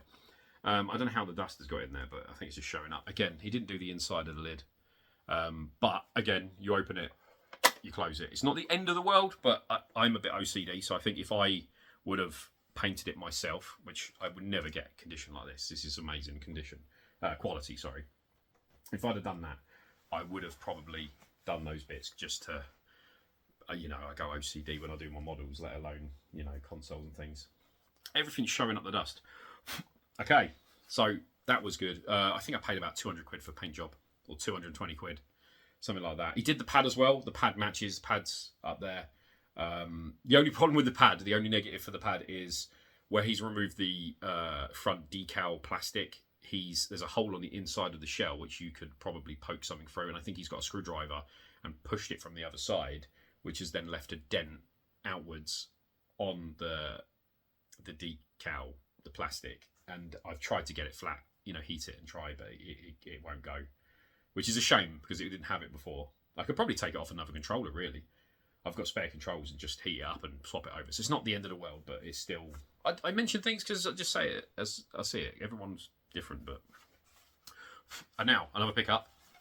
This is a Net-Eurozzi PS1. Now, I have a PS1, which is also another pickup, but I'm not going to show it because it's just a grey PS1 with the ODE mod, which allows me to play every game ever made off a memory card, and I'm okay with that. But this one is so I can play Japanese games and UK games and everything, because these Net-Eurozzis, this is a PAL version, as you can see on the back, PAL. This one is very special. And I don't think people realised, I've mentioned this before in groups and stuff, but so the Net-Eurozzi, they did, I think they made 1,000 for the UK. They sold them all different places, but they did 1,000 in the UK. So this is one of 1,000 in existence in the UK. But this one's very special because I saw on eBay, it had marks on the lid, and I thought someone had wrote in pen. And if you can just make it out, it says there, University of Abertay, Dundee, and it's like burnt into the lid. So it's one of those in school. If you remember school, you'd get them. They would security mark things so people didn't nick them. It's that. Now, if you Google that, even fingerprints are just covering it in grease now. If you Google that university, which is what I did before I bought it, I found out that the first ever game design course ever in the UK was at the University of Abertay with the PlayStation Net-Eurozzi. So the difference is, for me, was it's gone from it's got marks on the top to it's got history on the top. That was so back in the day, the university wanted to make a games design course, and the guy, I think his name's David. I want to say David Jones. I don't know why. I might be wrong. His name's David, I think. I should have wrote this shit down. He was Rockstar. He was GTA. He made the GTA game. So in the beginning, he made the game, but he learnt to code and things and stuff like that. But he went to Dundee Abertay University. He went back there, spoke to them, and I believe they spoke to Sony of Japan and said, do you think we could start a course here and you could help us out? But because he was Rockstar fame at the time, with his popular game, they said yes. So they sent them Net-Eurozzi systems. That's one of them. So that's one of 1,000 in the UK, but it's one of, I believe they had, I want to say 10 in total. I'm not sure. One of 10 that I know of, and I don't know another one I've seen. There's nothing online of those systems. So whatever, maybe they got destroyed. Maybe some kid decided to run home with that one day. I don't know. But that system was owned by the university, used by the chap who made GTA, and in the first ever games design course in the UK. Sorry, I'm losing my voice. So it makes it extra special. To me, I got that for £450, complete with 2 pads. I say complete, sorry. Complete with the wires. It didn't have the box and all that. I assume that went to landfill or something when they got rid of them in school. Maybe someone got that out of a skip for all I know. But what I'm saying is, for £450, I think that history makes it more valuable. Whether it's sentimental value or just the knowledge of it's been somewhere special. I don't know what you guys think. Do you agree with that? Anyone can own a PlayStation. People can buy a Eurozzi if they want to spend £500 to £1,000. But for 450 quid, I think I've got a priceless item versus a £450 console. So that is why I bought that. And I don't think people realised that and did the research. And I think that's why people were put off because of the marks. But they weren't marks.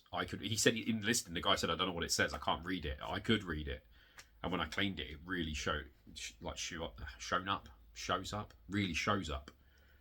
And yeah, piece of history. Really good piece of history. Right, time to grab some more consoles. Okay, I'm going to go on to the last 4 consoles because there is one more console after that. It's a special one, but it'll be even more special, hopefully in a couple of weeks' time. But for the moment, I'm not going to show it because there's something I want to do. So I'm absolutely knackered, honest to God. Getting all this stuff off and back and forward, tidying it up. I fed the cat, by the way, so he's happy. But it's like one of the longest videos I've done for a long time, if not the longest video. So, pick up Super Nintendo. This is the SNES Mini. I know people say the Mini SNES is the tiny one. This is the SNES Mini. This is the original SNES Mini. Then they did the SNES Junior in Japan, but people also call this the SNES Junior. It's the same shit. The only difference is the slot on this is bigger, and the buttons are purple. And I think there's, instead of saying Super Nintendo and it's like embossed or whatever, it's got like a sticker instead on the Japanese one. Now, I like the Japanese one. The reason I got the American one is because I want to play American games. Massive carts, they're not going to fit without an adapter. It's a pain in the ass.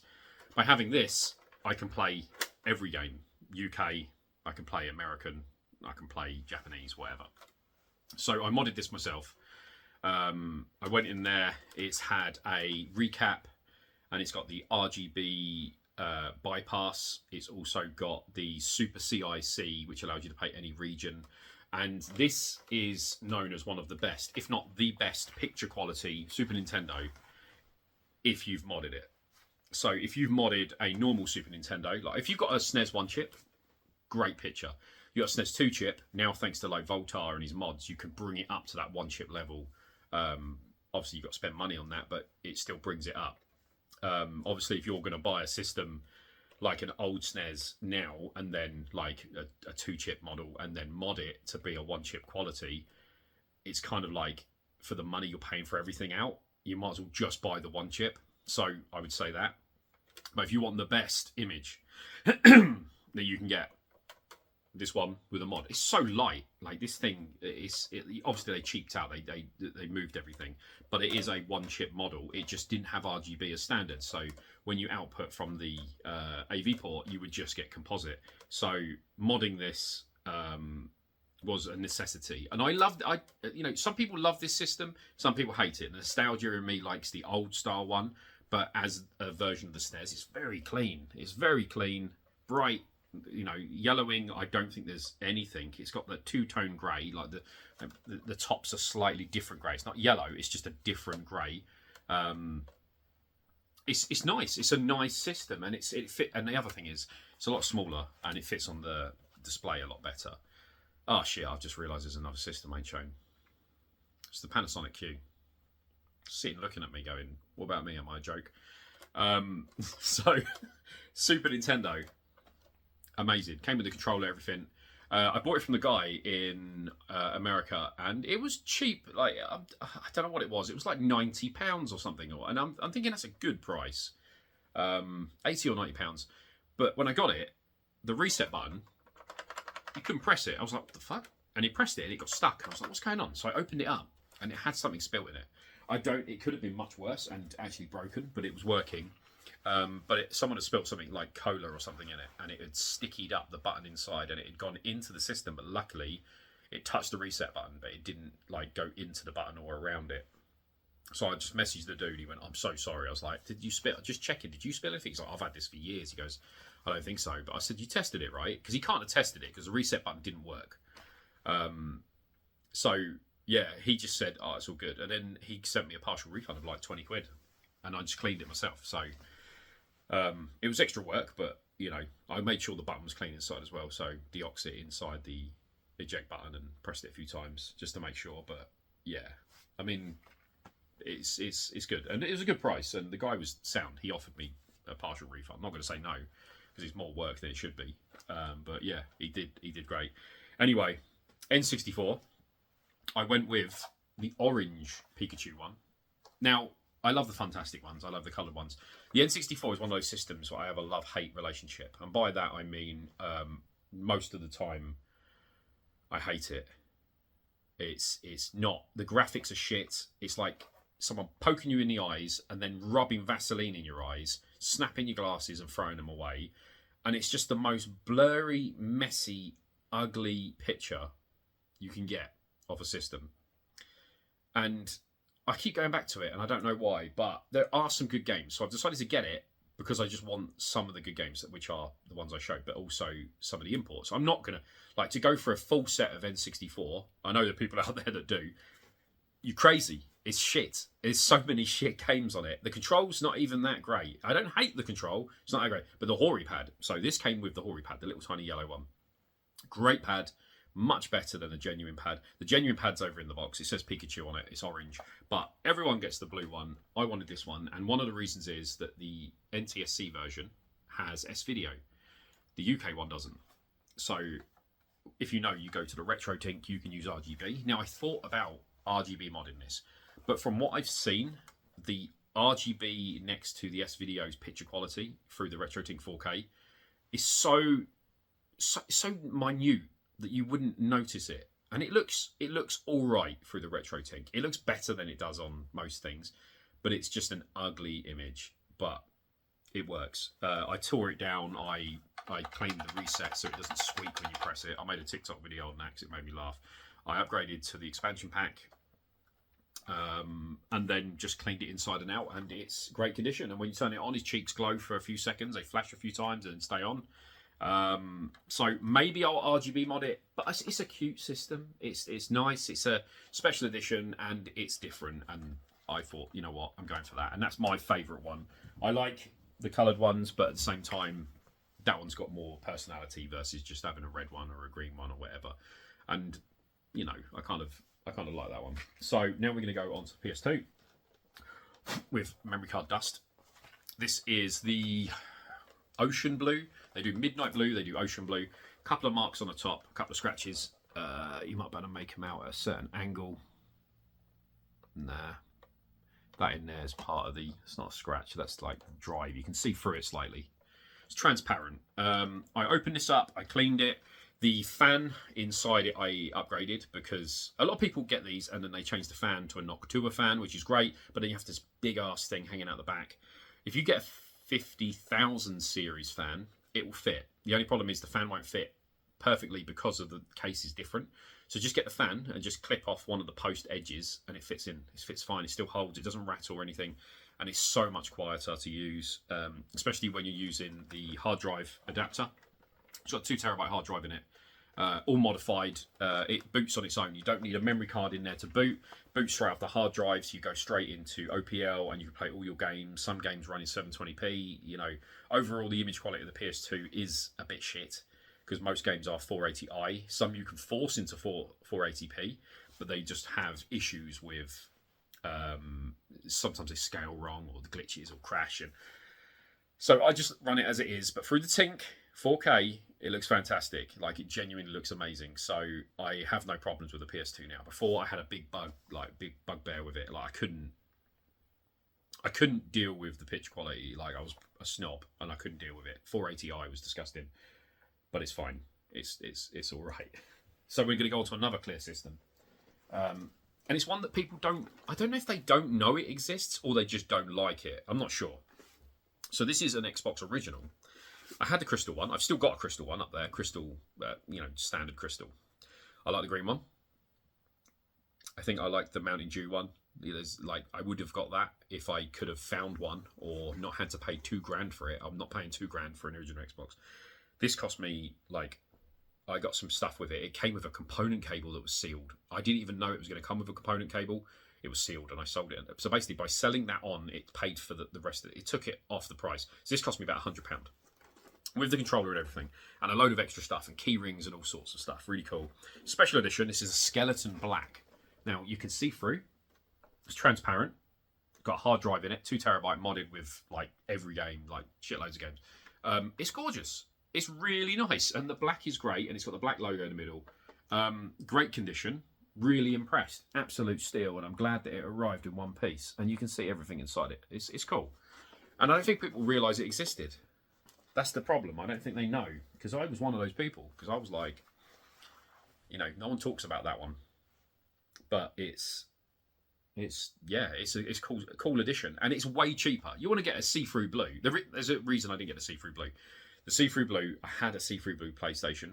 I didn't really want to get a see-through. I want to try and mix it up, so I want my setup to look all different colours and patterns and look great.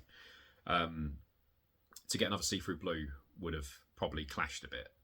even though they are kind of like competing in the blues, I just already had a blue, so I went that way.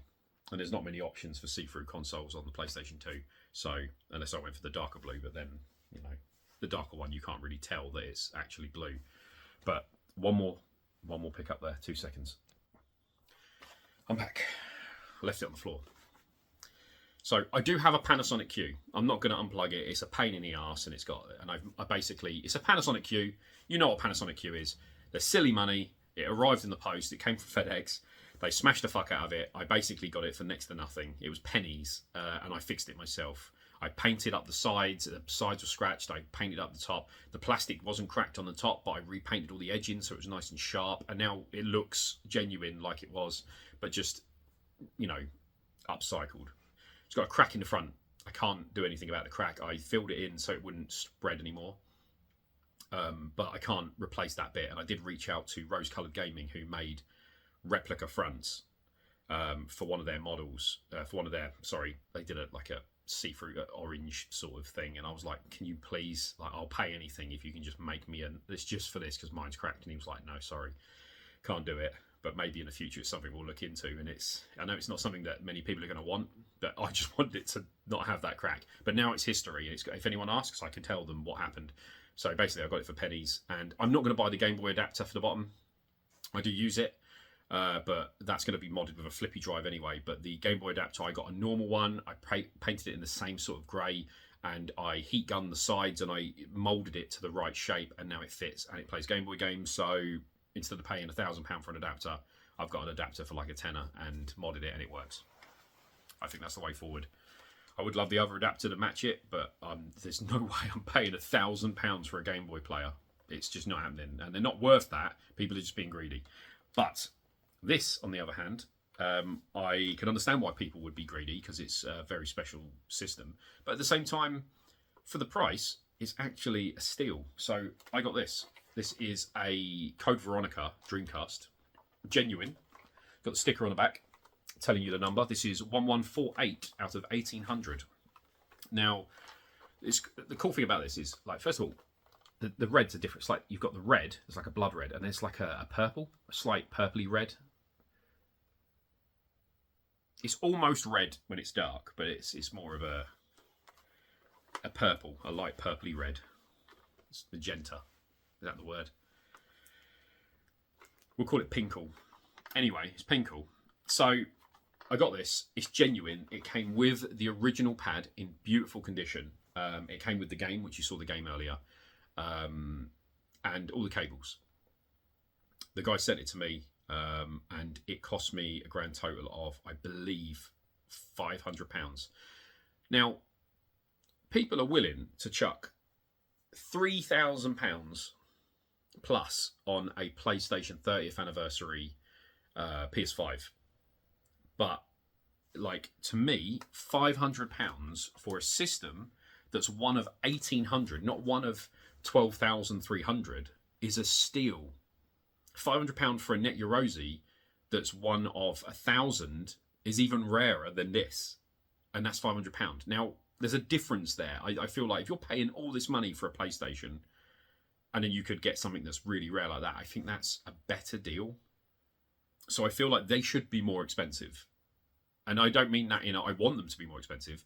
I mean it in the terms of, you know, if you've got one of 50 cars in existence, the price goes up. This colour only made 30 in this colour. Again, the price goes up, things like that. I feel like this is on the same sort of tier. So for £500, I think that's a steal. Now, I think Holly at one point, she had a chance of buying one for around that price that was boxed, which was a steal, absolute steal. Now, I don't have the VMU, unfortunately, but that's not a deal breaker for me because I just wanted the system anyway. But it's in great condition. This one is modified, and I saw people losing their shit. I modify all my consoles. Everything has got upgraded hard drive, best picture, best sound, whatever. Purists are like, no, leave it alone, but then they'll change capacitors, and then, you know, they need to be changed. They're like, well, wear and tear. It's like, it's quality of life.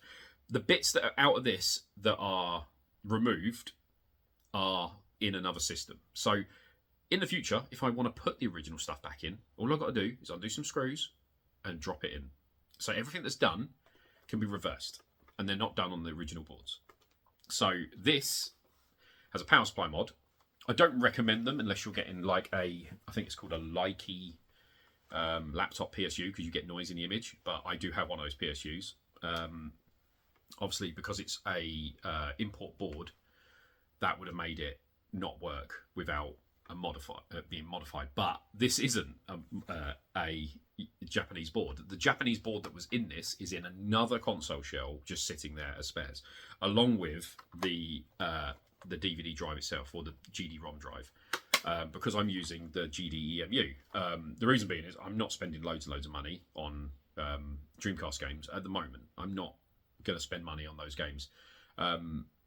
But I might in the future. I might get some games, depending on what I want. Times change, but I wanted the system to be the best version for me.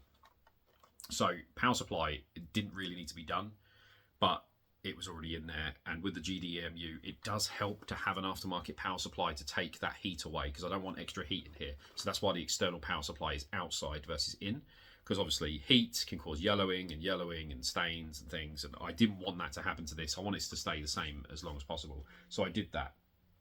The GD I'm using there, it's got a cake BIOS, so it's region free, but it's got the dev kit BIOS, the intro, that's a bit different. But again, so if the people that shit themselves are like, oh my god, I can't believe you've done that. Seriously, like, take the lid off, swap it. It's fine. It's got the Noctua fan, make it a bit more quiet. Again, a fan takes 2 screws and a wire, and you've changed it. The control ports have got a resettable fuse. The LEDs, the original ones, I felt like it suited it with the like orangey red. And the battery's been replaced inside. So it's had an overhaul, and it's great for me to play. And it plays everything I want to play. And I found that a lot of people like the ASCII fight pads. I think they're shit myself. I don't rate them. I think they're overhyped for what they are. It's like, I know everything's shit on it. The ASCII's the best. It's like, it's still shit, but it's the best of the shit. What I suggest is getting an adapter that converts Dreamcast into PS2 or Dreamcast into Sega Saturn. Sega Saturn Mark II pads, heaven for fighting games. And again, you saw the pad earlier, the PlayStation 2 Neo Geo pad. I connect that to my adapter, plug it in there, play my 6-button fighting games, play my Capcom versus SNK 2. I can play that with the 6-button pad and enjoy it. And that's what I do. So for all the people that are crying though, you can swap it out. But this is, they made 1,800 of these in the world. So this is like not 1,000 of the PAL ones in the UK in terms of rare, because it's the PAL, and obviously one of 10 that they had in that place. But this is 1,800 in the world, like the PlayStation 5, where they've done the special edition. The difference is there's only 1,600 of this and 200 of a blue one. Now, the blue one's gorgeous. Again, the blue one is nice, but I've got the blue PS2. And again, I'm not spending £2,000 plus. I've seen them go for crazy money for the blue ones. Now, they are very rare. In theory, there's not one of 1,800. There's one of 1,600, and there's one of 200 of the blue ones. Now, God knows how many of these exist still that aren't destroyed, or the blue ones that are destroyed. So there might be only one of 98 of the blue ones in existence that still live and work and aren't been chucked into the skip. So there's only 1,600 of these, and I see that as cool. I like that, very special. But the blue one is really nice. But I do prefer the red, not just because I have it, but I already have a blue system, but I prefer the red. And yeah, amazing. And you can just convert it back. I think I'm done for the video. I know there's loads more. There's always more.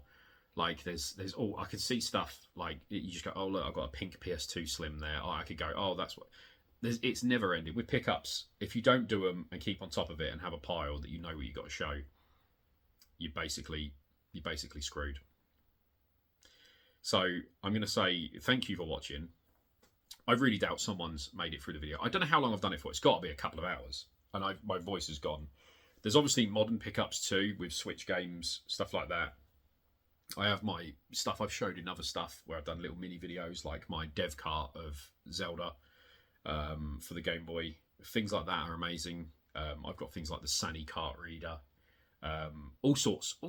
It's never ending. They could go in another pickup video, but I'm just at that point now where I feel like this is the bulk of the good. So what I feel is it was quality all the way through. I don't know what you think, but to me, yeah, I feel like there's quality all the way through there versus a lot of tat and then sometimes a bit of gold. It was all gold, apart from Art of Fighting 2, but that's just because who fucking coded that? Seriously. Anyway, thank you very much for watching. I'm glad you've stuck around. I need to eat. I haven't eaten all day. I'm sort of neglecting myself. Obviously, you know why. So, yeah, I'm going to crack on now, get some food and have a drink and put this shit back, which is probably going to take me another 2 hours. So thanks for watching, and I'll see you in a pickup video, and hopefully this 2 hours isn't the worst thing you've ever seen. But thank you so much. Take care. Bye.